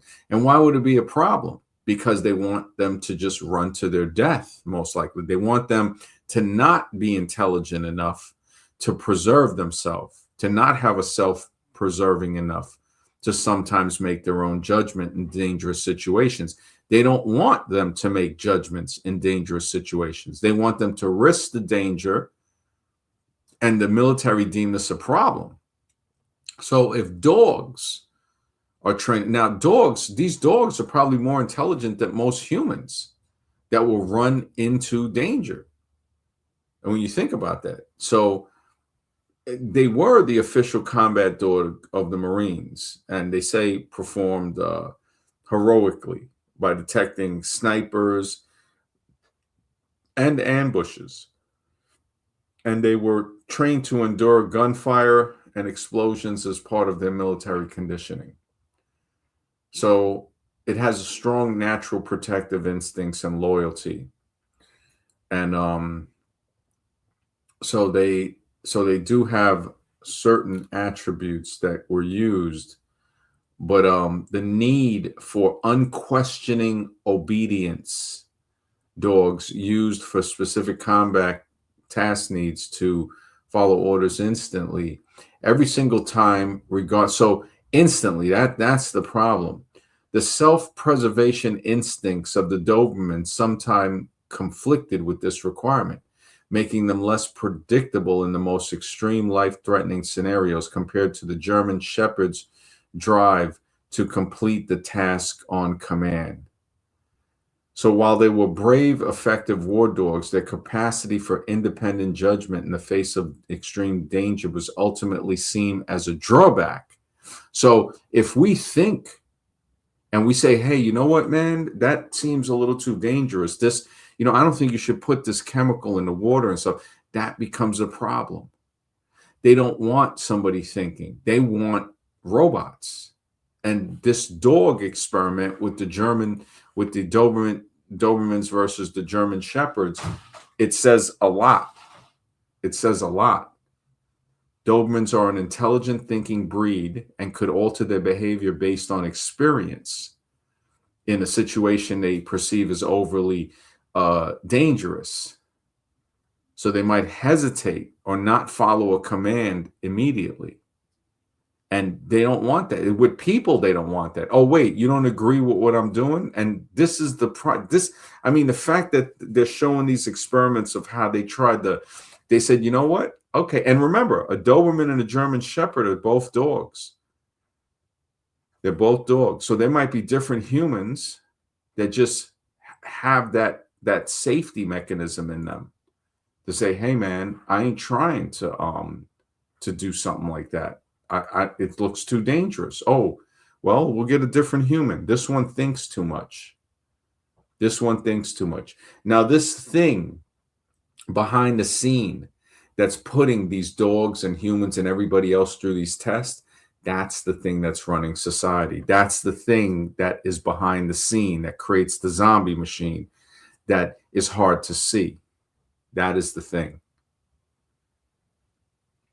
The difference between belief and reality. So to believe that there's nothing there when we see signs of what's going on versus the reality of the signs that we see that says it exists.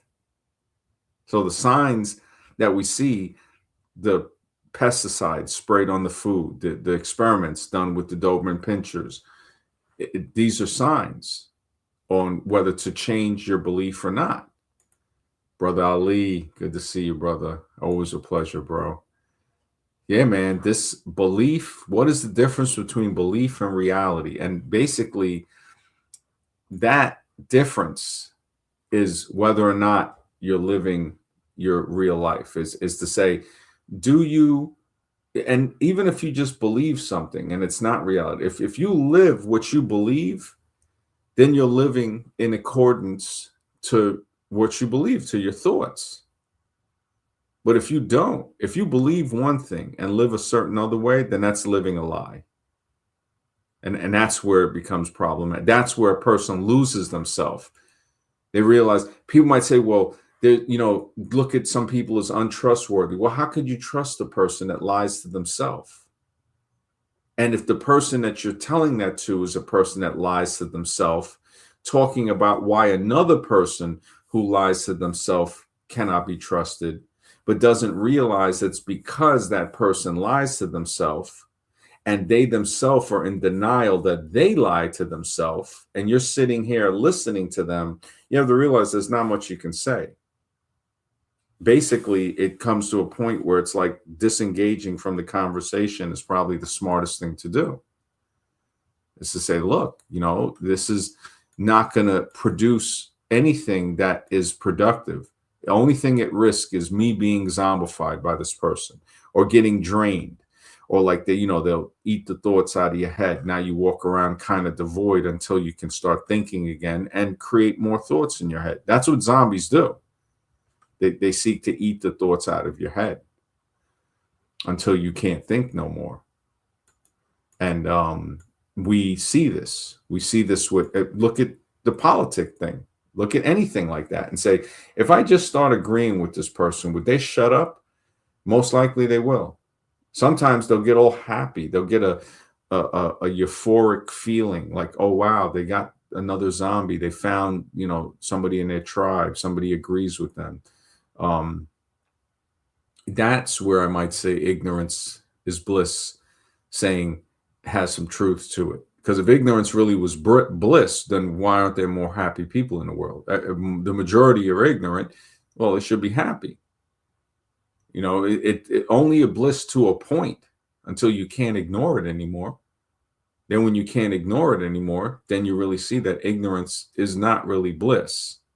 Now, to certain things that like gossip and stuff, you don't need to know that. It's better off not to know it. That's what, that's basically what it is. Yeah, I don't know what to say about the whole overseas thing, Brian. I mean, why are we in anybody's country, man? I look at it like, man, it's like Americans, the fact that our tax dollars are just taken to do certain things, and we think that we have a choice in that. I mean, in my opinion, it doesn't have that ring of freedom to it, man. Always a distraction. They always try to get us to say, hey, look over here. Didn't they just deploy like 1,000 more ICE agents to Minnesota and stuff like that? I mean, just the fact that we can think a couple years ago with the raw milk thing, that alone had me being like, man, what is going on? And raw milk, when you look into it, you start to be like, well, what's the big deal? It's crazy. It really is. Really is crazy. But yeah, 11 o'clock, if anything, I'll see what's up. I'm gonna work on some videos and do some editing. Finally, maybe get to bed by midnight or 1 or something like that. But yeah, I appreciate everybody, man, for being in the chat. Thank you for being here, listening to the show. Hopefully we made some type of progress on learning on the difference between belief and reality. Also touching on some of those pesticides and stuff like that. Tomorrow, I don't know, maybe movie reviews or something like that. If anybody got any good ideas, please leave the suggestions in the comments of the video. As you know, that I don't monetize the live streams because I'd like people to be able to at least watch the live stream without advertisements at first, but I will monetize it after the live stream. Hopefully, people who can watch it live, great. They get it, free of ads. Afterwards, well, the ads are going to be put on whether YouTube or myself put them on. They reserve that right, so that's okay. But as far as the live stream goes, hopefully it's been ad free and everybody got to see and hear the things without delay. But I will think about doing some with. You see, sometimes when I do the documentary or like the narration with like the pesticides, let's just say, or the crap burgers, sometimes I can't just go all out because of the parameters. I have to stay within it and say, okay, how do I say this? Yeah, Silent Spring is phenomenal, bro. You hit it on the button. That is phenomenal. This is where it's at. This is where learning, sharing information with each other. There's another one that I bought years ago. It's a book. It's a pretty big book too. It's called Fatal Harvest.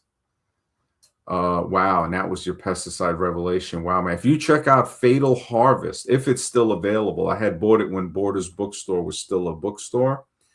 And it was a thick book. It was like a $50 book. And I think I might have got it for 40 on sale. And I still have it. Fatal Harvest shows the difference between agricultural growing and the agrarian eye, showing how growing things with other plants and stuff. Really deep book. But Silent Spring, that was a banger, man. Yeah, that's the pesticide revelation. There was a few others I had. A Diet for a New America by the guy who was supposed to inherit half of the Baskin Robbins fortune, but he didn't. And he told his story of how growing up with Baskin Robbins, I think it was what was his name? Something Robbins, I think. I think I still had the book because he had another one, Square Gardening by the Square Foot. But yeah, Fatal Harvest is a good one, bro. If you get a chance, I had the book.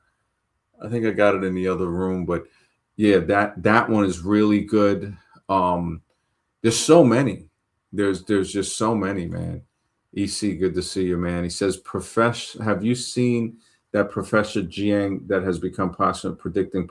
Professor Jiang is rocking some serious videos. I ran across him a couple months ago and I sent it to Scribe and I said, bro, this guy is on point about a lot of stuff. He really, yeah. Professor Jiang has some stuff. Of course, you can't, not going to be everything, but a majority of his stuff, man, he says some stuff that I'm surprised is on YouTube. I give him credit for that. I give anybody credit for that because, and he has like a few channels. He had one channel that was pretty big. It actually had like 900,000 subs or something like that. It was really big. But yeah, and Brian, good to see you too, man. Always. Fatal Harvest is there's the other one I wanted to mention to you. I had it on my shelf. The Human Body Shop by Kimbrell. So the Human Body Shop is another one where they're like growing parts and stuff like that. There's been a lot of talk about that with creating artificial stuff, and it's basically now with the stem cells and stuff. I don't even see it's probably already grown in the lab that we're not being told about. It's probably already there. It's like Elysium, that movie Elysium, that where they have the ability to fix anything in the human body. There is no need. There's another one that I had bought. I didn't read the whole thing, but I need to look through it. It's called Slow Death by Rubber Duck. And Slow Death by Rubber Duck gets really deep because it talks about a lot of stuff with the the common the common stuff in house, like a rubber duck, and how it can affect a person. Think this is Escape the Matrix.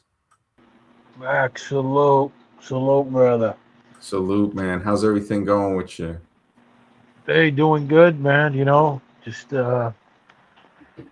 taking it one day at a time. How about yourself? Same thing, man. It's all we can do. Oh, that's it, bro. Anything on your mind? No, I just noticed you're live, and I thought I normally go to bed around the time that you do your lives. That's why I don't catch you. Um, and but yeah, sometimes I might stay up a little bit. It just depends. And if I do, I'll tune in. But yeah, it's been a while since I got to talk to you, man. So um, now this title, I think I understand some of it. You're saying the difference between reality and what was it again? Belief. I Hmm. think your title was. Yeah. Yeah, Yeah. I mean, I'm just, you know, I gotta tell you, man. I've been really thinking today earlier. I've been thinking about that reality, and I mean, I know the stuff we got taught in school is, it's the scientific teachings. It's the only thing they'll teach us, right? They don't teach us spirituality or anything else. And I don't know, man. It's like I'm not losing my faith, but I was just thinking about it today, and I just said, like, the the study of science in its truest form, it doesn't bash your religion, it doesn't bash your belief, it doesn't even try and say that God doesn't exist. It's just it's a study that simply says it studies physics, and through there it doesn't find this type of God that everybody talks about, so it's like I really got to respect it. I can't sit here and bash it, and I mean, I'm not gonna lie to you, Max. I've had it. I think it was a year ago, maybe 2 years ago. I kind of lost faith for a day or two or something, and um, it's just hard to explain, man. It's hard to explain, and then it's like all right, I'll kind of I'll keep my faith, right? And I'm gonna keep asking, hey, show me something, restore my faith. But it could get like that, man. Just to kind of touch on your subject for today, that belief and reality. You kind of the philosopher, he wants to face reality, and then that's why he puts his beliefs aside and says, "What the hell is going on here? Like, what is this damn simulation we're in, man?" You know? Yeah. Yeah. It Is gets it? you wondering what this is. It gets you thinking. And that's the difference between belief and reality. To say, am I mature enough to put my belief on hold or to change it according to the reality that I'm finding? Like when, say, somebody is religious for a monotheistic religion, so it's a singular deity, and they say, you know what? I'm seeing that there's a lot more parts to this religion that they didn't put in my book or in what I was told to read. And I'm seeing that there's other people from different sections that talk about different things. So now the belief that was basically based on one book and one upbringing starts to expand. And that is the beginning of being able to see the world the way it is over the way we were told to see it. So that's a big difference between belief and reality. What we were told to see and the way that it actually is. So it's like, You're kind of far away, by the way. I don't know if you how got the about now? Bluetooth. Does it sound a little better? Yeah, yeah, that's perfect. Yeah. Okay, yeah. Sometimes if I lean back, yeah, it gets a little. But Yeah. yeah, the belief, when we look at it, it's like it's something that covers the face of reality. And what we think reality is, the more we're much, because it takes maturity to change. So if we're mature enough to say, wow, you know what? I think what I was taught to believe, say it's evolution, and people have been told to believe a certain religion, but they know that the book of the religious beliefs they've been told to believe isn't complete. They know something has to go beyond the book. And then they're forced to go to school, and school is forcing them to put evolution is a fact on the test paper to pass. So that's going to affect their mentality in some way. And so now they're believing the evolution religion as if it's true, because in comparison what they're putting it against is the other religion that they were taught to believe is totally true. But there are things in the book that, you say, well, it looks like somebody added this in.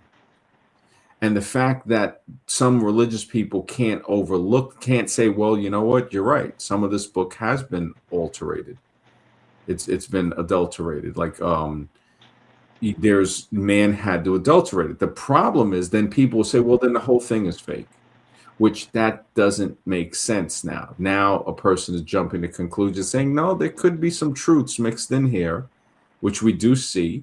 Some of the parables, some of the philosophies, we see that. And the problem is, if they disregard everything because they've been lied to once or twice or several times, maybe they've been abused by the church or the mosque or whatever, religious institution they've been to. So more evolution, the religion of evolution is waiting. It prays. It it wants people it recruits people like that, because it knows that now, just like Nietzsche said, nobody converts to a religion. They have to be mentally sick enough to accept it. Now, this is nothing against people who are religious. It's saying that the person that has been abused from a deity based religion and goes into the religion of evolution, that person is so mentally traumatized, they're mentally sick to a point to where they will openly, with open arms, accept evolution, even when it lies. They'll stand there and defend the lies. They'll say, well, like when I've asked people, what are the frauds that they found? And they'll bring one up, and I'll say, well, there's several more. And they'll try not to acknowledge those. They'll try to actually defend the fraud. And we see this in politics. We see it in religion, where people will know somebody's guilty and they'll still try to defend them. So we start to see that, okay, this is not reality, what this person is believing, what this person is adhering to. They're stuck in the mode of belief. They're following this person. Like we've seen it with political candidates. They don't keep their promises, and people make excuses for why that's okay. So now they've set up a scenario where they were lied to, so this person could so-called get into office. And now the person is okay with being lied to. So now the person is basically has reduced themselves to somebody that's not worthy of respect or not worthy of being told the truth. So why would somebody ever tell that person the truth again? And that's what we see going throughout society. Lie after lie after lie. And it's due to belief, due to them not seeing the reality that these people are not there in your best interest. So yeah, belief and reality, they are usually two different things. Let me ask you this, Max. You bring up a great point, excellent point. Um, just as far as people blindly believing, um, what do you, if I had to ask you, out of all the theories out there, whether it's simulation theory, whether whatever it is, I'm just kind of, because you seem to never really like you never make it about me. Like you're just kind of here to chat with all of us and figure things out. But what is it for Max? What do you make of all of this that we're in, this reality? What we're in, we're never going to see the true face of it. So Mm, we that's one thing we have to accept. Like how to the way to see that a little better is to say, okay, when I was 10 and 15 and 20 and 25, each 5 year increment, I saw things much more different from when I was younger. And I realized that I didn't. can you say that one more time? Those numbers. So from when we were 10 or and 15 years old and 20 Hmm. years old and 25. So you're looking at 15 years from 10 to 25, right? Yeah. And we're saying, okay, in 5 years from when we were 10 to where we were 15, we learned a lot of things that we didn't think were real when we were 10. But now at 15, we see, wow, this is what it really is like. Then from 15 to 20, what we believed and thought to be true at 15 is seen to be different when we're 20. To say, oh wow, especially relationships, female acquaintances, working. You start to see like, okay, some people might say, when I was a kid, I thought, you know, that politicians, there had to be some good politicians. Then when I hit 20, I realized like, wow, there's none I can really find that are honest. Then by the time I hit 25, so another 5 years goes by, they see that, wow, the person that didn't keep their promises for the election uh, still got elected again. And now I'm going into the next election. So you start to see things like, oh, my view on the world is different. So now the fact that we see different, if a person doesn't see a difference, then it shows that either they were awake to the corruption from the beginning, or they just do not grow. They believed Mm. what they believed or what they were told to believe when they were younger, and that has not changed. So we see that in that scenario, they didn't grow. Right. Says schools should teach patriotism and cultural values along with ABCs. I'm not sure about the patriotism, man. I'm not sure about it. And cultural values, it's like, it's a tough one, man, because we got to remember what patriotism and what cultural values. Like, the more we look into it, as a veteran, I start to see, like most veterans that awaken, they start to see that what we fought for wasn't really for us. It's like the Doberman Pinscher study that I brought up, where the need for unquestioning obedience, that was the problem with the Doberman Pinscher. So the human soldier, and these are Doberman dogs of war. These are the valiant war dogs, right? So, but the human will run into danger. Some humans will end up running into stuff that they end up being ended on. I mean, look at Pat Tillman. The Pat Tillman story, that should be taught to kids, but you can't teach that to kids, right? Because think about it, Brian. If we were to tell children about Pat Tillman and to say this man was the all-American dream. Pat Tillman was the all-American. He money football star, and he said he did what you were saying. If we're teaching kids about patriotism, we say, okay, what did patriotism get Pat Tillman? It got him put in a coffin. It got him put in a coffin where his family wasn't even told the truth until they dug and they had that. And finally, it was like, oh, it was friendly fire again. So in other words, he was killed by somebody on his own team. That's the way to say it. So with patriotism, I would think what we should be taught is agriculture. Agriculture and like how to get along with one another. Respect. like classes as a young kid, elementary school. I think along with the ABCs, I think should be the ABCs. So somebody might say, well, what do you mean ABCs? What are the ABCs? You know, A, B, C, D, E, F, G, H, I, J, right? Isn't that the German alphabet? Hmm. So this is what we should be like, oh, so now I know how to speak in English, but I also know how to speak in German and then Spanish, you know, with the Spanish alphabet, and then going into other languages. Now, not to say that a kid has to be fluent in 20 different languages by the time they graduate elementary school, but to let them know that the world goes beyond just what we've been taught. Now, if we look at this scientifically now, wouldn't it benefit a child? Like we can clearly see a child that knows more languages than versus a child that knows less languages. The child that knows more languages is going to just be smarter linguistically. Oh yeah, for sure.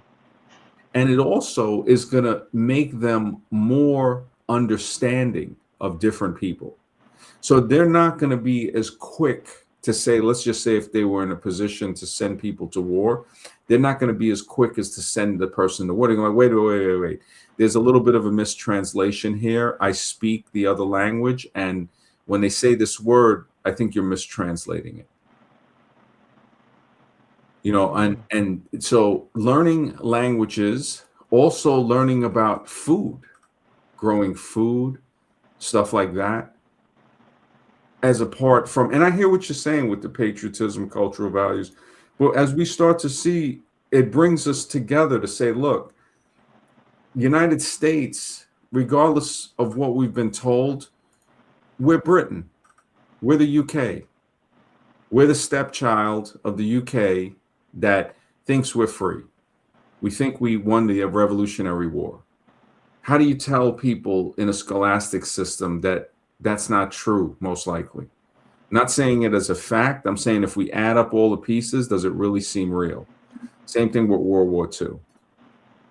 Some people say it was created just to destroy a lot of the artifacts of the old world. I mean, when we look at the bombing of Laos, it's like Laos. Why was Laos bombed so much with those giant jars and stuff? Somebody, whatever it is that's running these countries, is systematically covering up proof of ancient civilizations that existed, and that we use technology most likely to rebuild the one we see.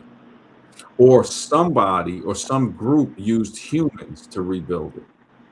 So when we look at what should be taught in school, it's and this is, and I hear what you're saying. All non-Western countries teach it, but you know what? They ain't right. They ain't right either. So just because they teach it, see, if we're to be a leader in anything, or even a leader just in the school of thought, we have to say, hey, you see these other countries, these other Western countries, they're not civilized. We are, even though we're not civilized either. If we look at what civilization means, what does it mean to be civil? To mean to treat each other with compassion, caring, respect, courtesy. We don't see that. We see you either pay your taxes or you know what's going to happen. That's not caring and compassion. We do not see that from government. So this, without a doubt, does not fit the definition of civilization. It fits the definition of a tyrannical, barbaric group. Tyranny. Like a form of dictatorship that is disguised as freedom. But then when you look under the carpet, you say, oh man, this is ugly. This ain't pretty. So this is why I say the patriotism, you know, and even some countries from Eastern European countries, which is still Asia, right? It's all still Asia, just a part of Asia. But the thing is that what did that get those people? What did those Eastern European countries get? They got Stalin's boot and Hitler's boot and Lenin's boot. and America's boot. Because they all, I mean, I look at it like there's so much more for us to learn. And Gaia says, teaching patriot, yeah, it does set off red flags. In my mind, yeah, because most Americans, they don't understand. Let's look at patriotism. And what was that saying for nationalism? They say nationalism and patriotism. Patriotism, I forgot how the saying went, but it was saying nationalism teaches you to take pride in things that you'd never had anything to do with. And if I'm remembering it correctly, and patriotism is it is basically it's very similar. It's like what did that one lady said? She goes, flags are meant to shrink wraps the mind of the person, and then when they're suffocated by it, they are buried in it as a funeral shroud. We see this happen to many soldiers. Yeah, and you know what? And you know what, man? I totally disagree with that. That's the people in power, or the monsters in power trying to set people against somebody else, which is horrible. That's horrible. I'll be the first one to stand up. I doubt anybody would debate me on that, because it's not even a debate, because I don't like to have a conversation and just let people know why would you even be teaching that to a children? We know what's right and wrong. We know what's right and wrong. Patriotism, what is the saying? Let me see it. Patriotism and nationalism.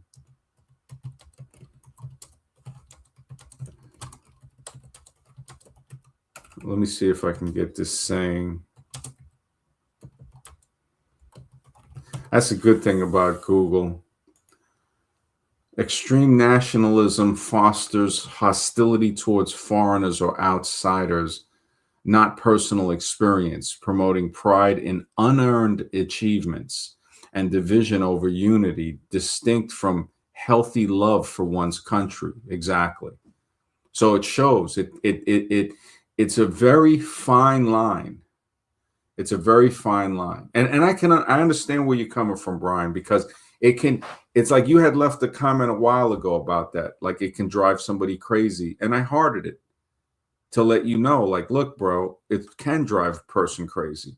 And we see these people. When I was on Gnosis's stream, there was a guy that jumped on there, and DNW asked him, and he said, hey, so what would you think about, because he was a black guy, and I think he mentioned something about somebody did. Cougar Doomer was saying that Musk or something was a nationalist, and the host asked the black guy, look, man, so what do you feel about black supremacists? And he started unicycling. Oh, well, so, and I was like, there you go.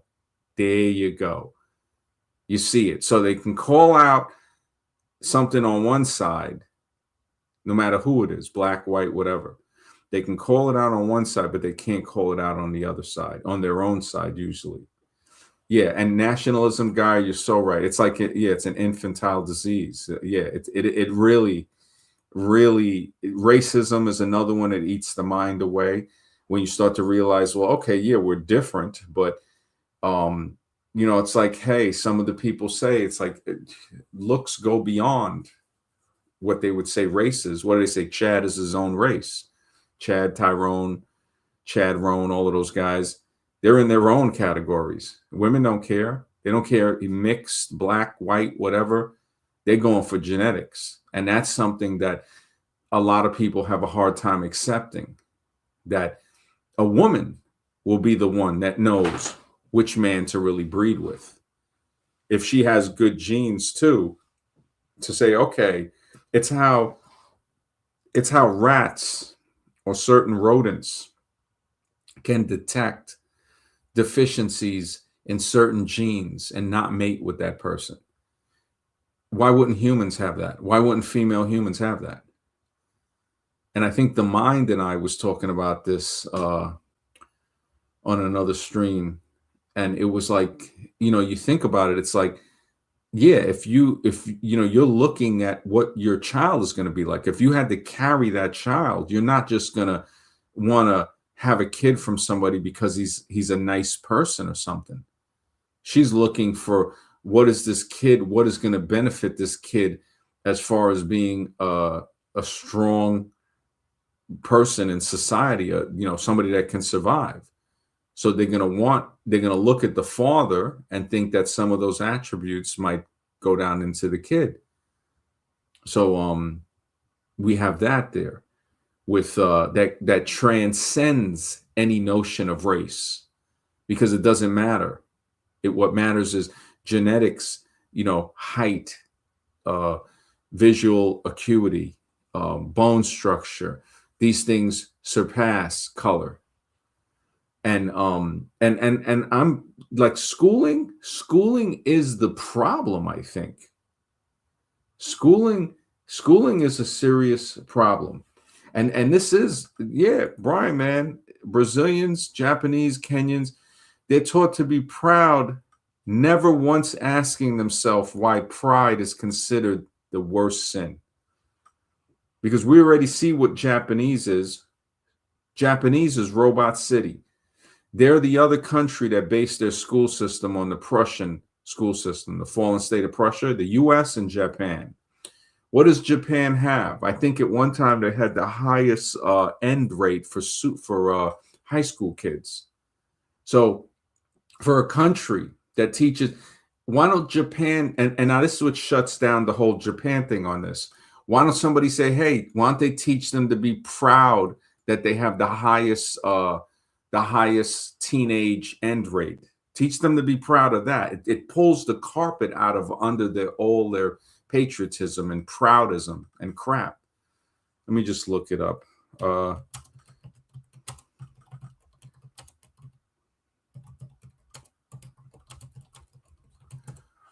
Let me see. So let me see.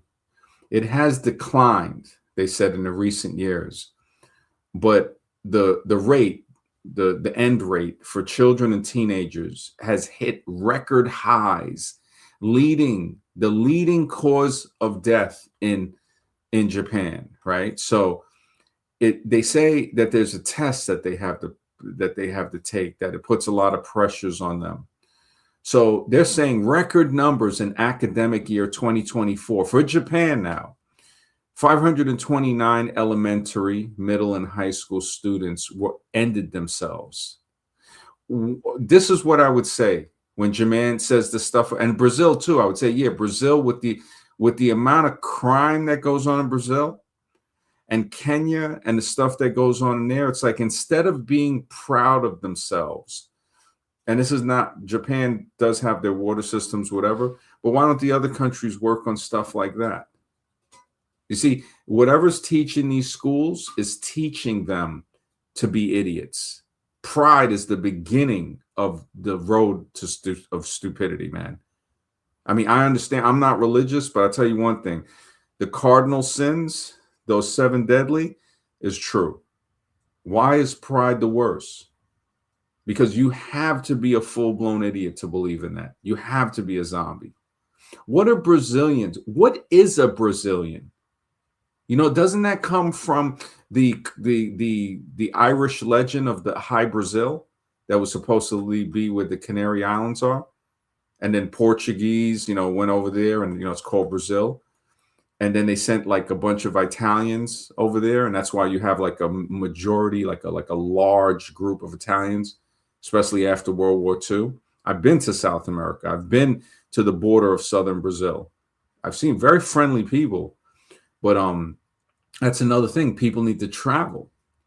Now, Kenya, I don't know much about, but I would say that, you know, maybe instead of pride is the last. That's, you know, the only thing kids should be taught about pride is the danger of how it eats away any type of logic and reason from a person's mind. That's what I would say. And I remember this. I remember this in second grade. I remember this in second. I don't remember it fully. It was there in kindergarten, and it was see, you look at it as America the Beautiful, the national. I didn't like standing up and doing that with the other kids. When I was in second grade, they told us. I remember I was not a smart kid. I never graduated, whatever. Thank goodness. But in elementary, I just wanted to be a kid. But for some reason, that's like a crime, right? Especially in America. And when we look at, because in other countries they don't care. Yeah, you might grow up dirt poor, whatever, but you're allowed to be a kid. You aren't robbed of your childhood with tyranny and hatred and prejudice. But the national anthem, when I think of the lie that it had, injustice for all, right? Indivisible. I remember I always used to say invisible. I used to mumble the words. I was like, what am I? Why would you have a child? Now look at the destruction of the mind and the psyche.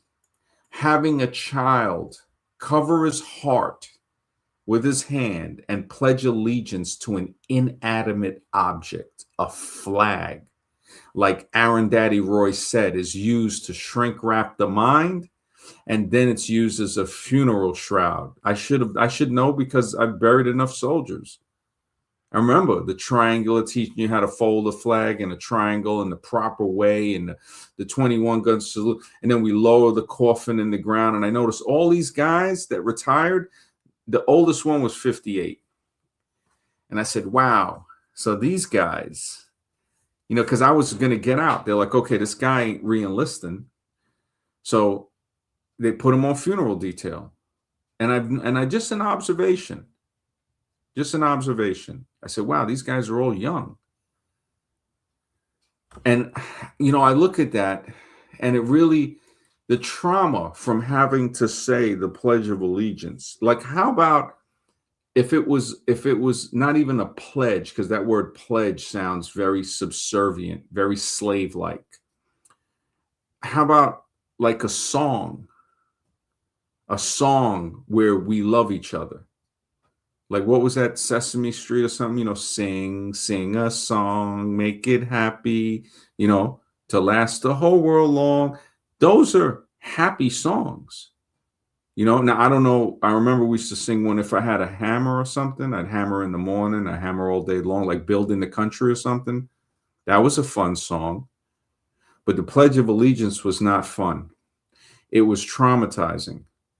And I remember in second grade, they said, you don't have to write down the answer to who discovered America, which they wanted you to write down Christopher Columbus, but there was such beef about it at the time when I was in second grade that they said, you don't got to answer it. Now, I was not a smart kid. I was like, hey, well, who discovered America? And they were like, the Indians, right? So I wrote that down, and the teacher, Miss German, gave me a wrong answer for that. So I'm like, and I didn't know. I was stupid. I didn't know. But when I look at it years later and I say, wow, that's what type of monster did they have sitting there watching us? And I remember most of my teachers' name. Miss German. I remember first grade was Miss McCaslin, Irish teacher. And kindergarten was she was so nice, Miss Claire.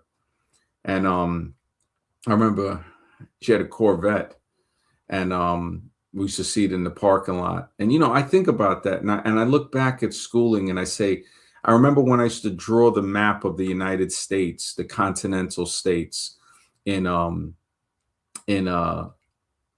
second grade, and we would laminate it. I remember she let me do it twice, and I would draw all the states, and I really loved doing that.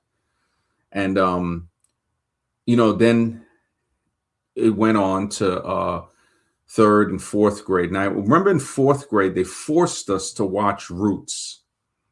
Horrible, horrible movie. And it was like torture because it was every day for like 2 weeks. You had to watch this crap for like an hour or two. And I remember in third and fourth grade, everything was like, it was okay. It wasn't hunky-dory, but it was all right. After they forced us to watch Roots, man, it installed so much hatred for people with each other. It was horrible. Roots was I mean, they did that by purpose, the way I look at it. Well, this is the thing. And this is the thing, Brian. Yeah, they got the highest literacy rate, right? But they also got the highest sue rate for high school. So right there, it just tells you like, well, this ain't worth it. To have a statistic. Hey, guess what, guys? And this is again when people like to say, "Oh, this guy's a great guy," but then you say, "Yeah, but he beats his wife, right? How great of a guy do you think he is now?" So that's just what Japan is saying here. Hey, we got the highest literacy rate. Yeah, at the cost of what? At the cost of all these kids ending themselves? Is that was the cost of your high? Oh, we see how you get your highest literacy rate. And Japan is straight robot city. You talking automatons. Ain't nobody thinking for themselves over there. It is robot city. So they could say what they want about the school system. I think it was Grace Llewellyn who wrote the Teenage Liberation Handbook, how to quit school and get a real life in education. She was an English teacher from Oregon. She started something years ago called a Not Back to School Camp. And she was saying a lot of things about school, like that were very, very true on how dangerous, on how it destroys. She said a second grader is 1 year is smarter than a third grader. And they were like, well, why? And they go, because the second grader has 1 year less of schooling. So the less schooling a person has, her thing is that the smarter they are. And she was a sixth grade English teacher. I remember going on talk shows back 10 years ago, 15 years ago, even more. And when Drew had his show on Blog Talk, and people host stopping the show, saying, wait a minute. So the guy was like, wait, so you're telling me you didn't graduate high school? And I'm like, yeah. And I'm in the middle of the conversation about evolution or something. And I remember his wife is like, oh, he's talking about socialism, Darwinism, right? Socialist Darwinism. And I said, it's Darwinism. I said, don't try to twist it around. And she was cool. She goes, I thought you were going to be like most interviewees and, think your way is the right way. And I said, no, I'm just here to ask questions. Why would somebody believe in evolution? I can understand a person believing in religion more because they've been traumatized or whatever, but evolution is totally unscientific. And as I started to break it down, her husband, who claimed to have like 180 something IQ, but I look at it as, if you got a high IQ and you got to work, how high is your IQ? If your IQ has not brought you financial independence to where you don't have to work anymore, all I have is somebody's telling me they have a higher IQ. It's like I'm looking at them like, well, what does that mean? Because if you can't even free yourself from financial tyranny, which most of us are trying to free ourselves from, how smart are you? What does that mean? Do you know how to grow food? Let me show you a leaf. What tree does this come from? You don't, but you got to score on that IQ test, right? This is the difference between belief and reality. To believe that someone is smart just because they got a score on a test, but meanwhile they can't do nothing in real life. No, I don't think a monoculture binds people. I think the problem is we got to redefine the culture thing. Like, I wouldn't even know if it's properly called a monoculture, but think about if kids were taught from a young age how to keep the soil healthy and how to grow. I remember putting a corn seed in this peat pot when I was a kid, and we saw it sprout, and then we never saw it again. I always wondered what happened to that. It's like, don't we get to go and look at our corn plant grow bigger and bigger and then see, oh, look, the corn is sprouting. And then maybe to say, oh, look, there's bugs on it. Well, what natural stuff can we put on that to prevent the bugs? Oh, these other bugs eat those bugs. So maybe we should take care of the other bugs and they'll help our plants, our corn, be healthier. None of that. It was put the seed in there. They did it. They marked it down. Okay, next grade, like sitting in an egg container, grade A, grade B, extra large, large. That's how we're graded in school. When I tell people that the fact that I didn't have to turn a report card in, I remember when I was in ninth grade, my sister was married, St. John of God and all of that. And I remember she had my nephew. So my mother was busy and I kind of got over it. I didn't, at first the threats were there. Oh, you got to, turn your report card in at 14, in ninth grade. And then everything disappeared because they were busy with the kid, all of this stuff, her husband. And I look at it like, wow, I kind of, in a way, got lucky. But then I also had the freedom to make my own mistakes.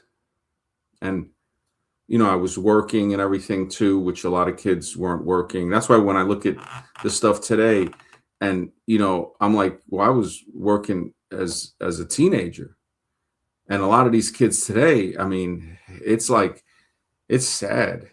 It's really sad. It's come to a point to where, yeah. Gaia says, I really dislike flags, whether it's for a country, football team, identity. Yep, they just divide us into hooliganism. They really do.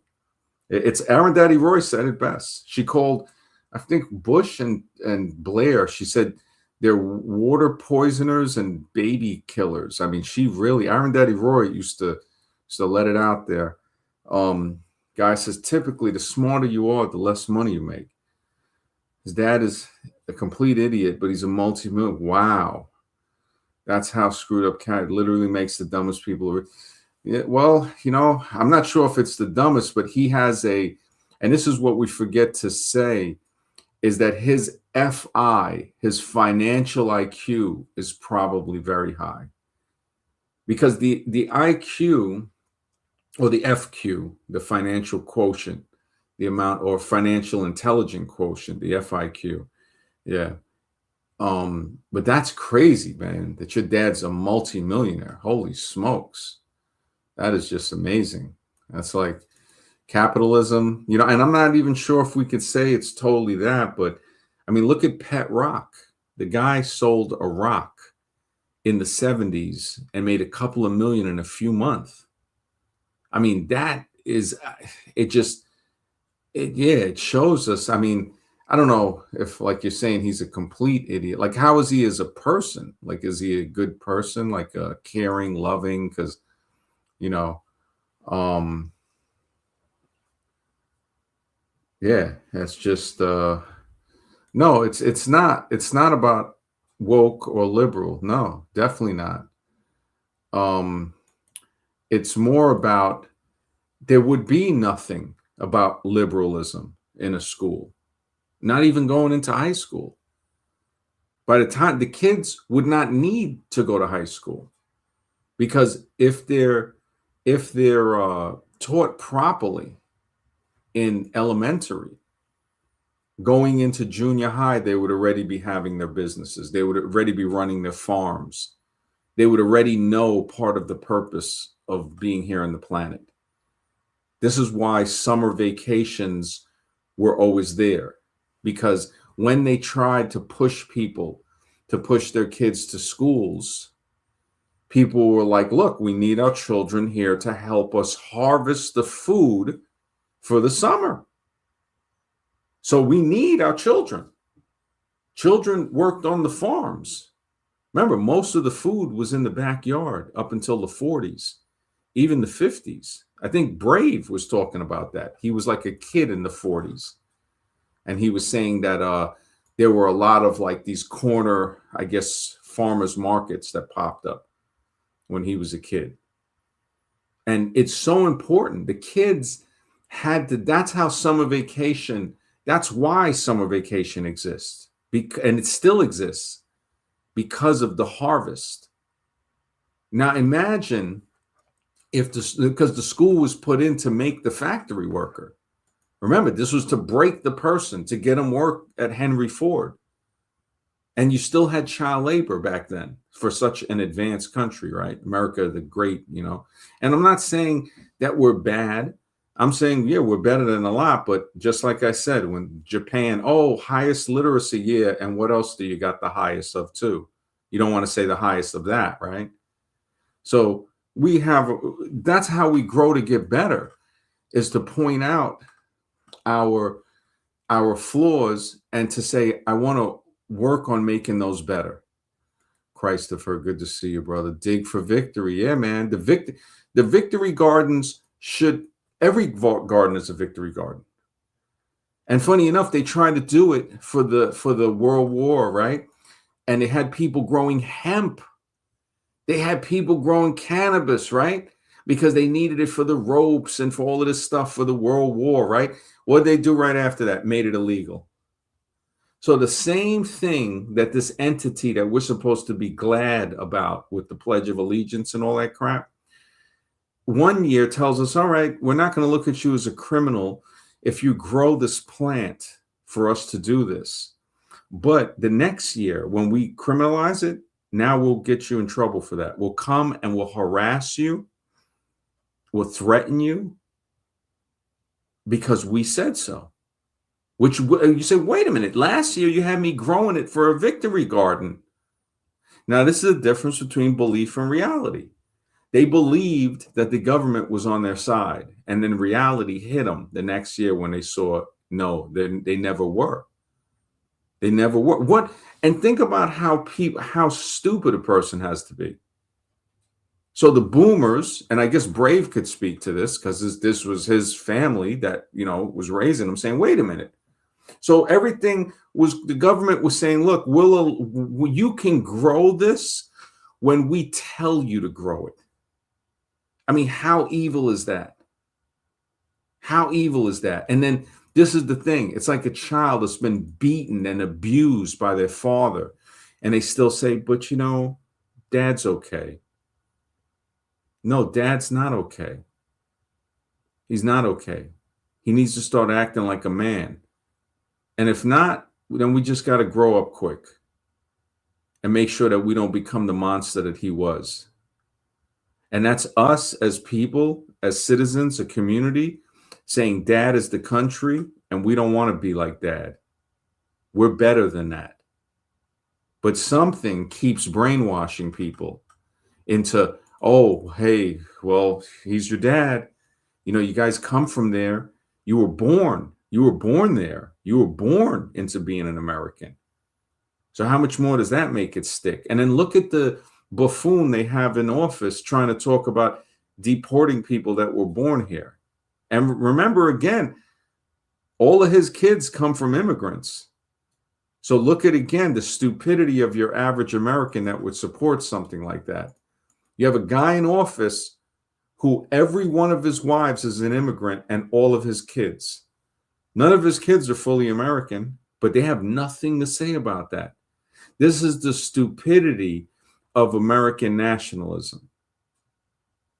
The fact that somebody can look at that and to see that this guy isn't even really his roots does not go back into what they talk about building America.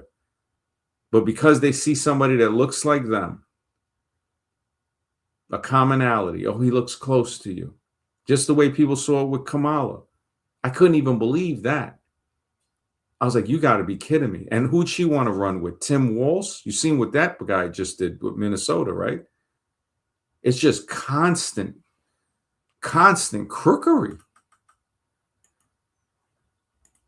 Gaia says, people build skyscrapers to worship their own ego under the guise of getting closer to God. I agree. Dig for victory. Maybe we should have been trying to get closer by going to the ground. Well, what's that saying? No tree can reach heaven unless the roots go all the way down to hell. That's a very true saying, man. Very true. You got to know your dark and your light. You got to know both. That is, and what was that other saying? They say, men enslave each other, men kill and enslave each other, and then invent gods to forgive them for what they've done. That's what we see a lot of too. We see that. We see these males, these monsters disguised as men, that say they're rulers of countries, that destroy people, that poison the water, and then they create gods to forgive them for what they've done. And I'm not saying that anybody's notion of a higher being is fake. I'm saying what these people that create and they write down and they say this is God, that is not. That is not. And that's the way we can discern belief from reality. To say, wait a minute, no, what you're trying to get me to believe here, that's a lie. Reality goes further than what they're telling me to believe it is. And that's the whole basis of the stream, to say it's a battle for your mind. Everything is a battle for the way you think. To say, hey, no, you don't think that. Just look at the politics. Look at the politics. It's ridiculous. The politics, I don't even know what to say. It's on another level. The fact that people will say this side is better than this side, I don't even, and I, a guy, with the human origins thing, it dispels a lot of this. Now, I don't know where you're at on this. We built homes instead of going back to the caves to learn our lesson. I don't think we ever came from the caves. So, and this is me as a scientific researcher saying, when they find, and again, we look at it as science. Okay, what did they find? Right now, the homes that we've built, when we look back, like look up something called the Ellora Caves of India. And when you look at some of these carved out areas, could not have been done by hand totally, and the hardness of the rock. So when I look at the whole caveman story, it just doesn't add up. And then also looking into Prosh, the German anthropologist that lied and put in skeletons as if they were Neanderthals and stuff, and was come to be a total fraud. So there's just fraud upon fraud upon fraud. But I hear what you're saying. Yeah, thinking more in the lines of Plato's cave. Okay, I hear what you're saying. Yeah. Because, I mean, Plato's cave is just, and it probably came from something older, but that's a brutal reality. That's a brutal reality. Because if you go back to tell the people in the cave, they will tear you apart. They'll say, it's heresy. It's heresy. The people that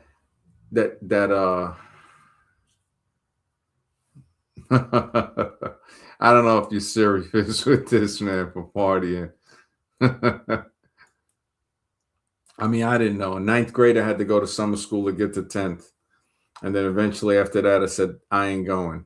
It's like I should have never went to summer school in 9th grade. It was horrible, sitting in unair conditioned rooms. Just, I look at that as brutal, man. It was brutal.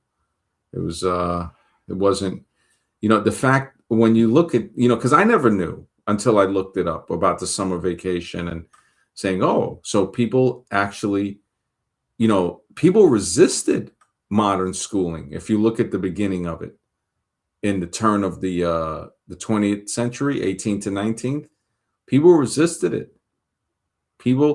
Because they knew what life was about. Life was about growing this food you want to eat. And then with growing food to eat, you always had somebody over your head, the sharecroppers and all this stuff. And a lot of people don't realize that there were a lot of sharecroppers that were white. Anybody look up the story of Suzanne? I had her stuff. She was a young blonde girl that was sold from her family. She was given to the factory because the father owed money in the early 1900s. And they worked her to death, basically. I think she passed at like 12 or 14. It was horrible. Horrible. It just, when I think about that, it's just like, yeah, it's really, guy says, I learned today the story of Rumpelstiltskin. Yeah, 4,000 years old. Yeah, Rumpelstiltskin. And I always thought, because that's a German folktale, right? Even though the word is in German, but isn't it weird, the name Rumpelstiltskin? So it's as if the skin can rumple and then get still. So is that like another way of saying skin changer or shape shifter or skin shifter? Rumple, stilt skin. And I know it has a different meaning in German, but when I think about that, it's like, wow, that's a deep, deep tale. Rumpelstiltskin. And even the other ones, when you go into Santa Claus and what was the other one? Krampus, right? Krampus, the one that the bad side of Santa Claus, the one that, you know, actually had a pretty good show on that on Krampus. Yeah, it just, but looking up, going back to the Japan school rate, it says contributing factors, right, for Japan's high rate of ending. The high rates are linked to school-related stressors, academic performance, peer conflicts, depression. Wow, family issues.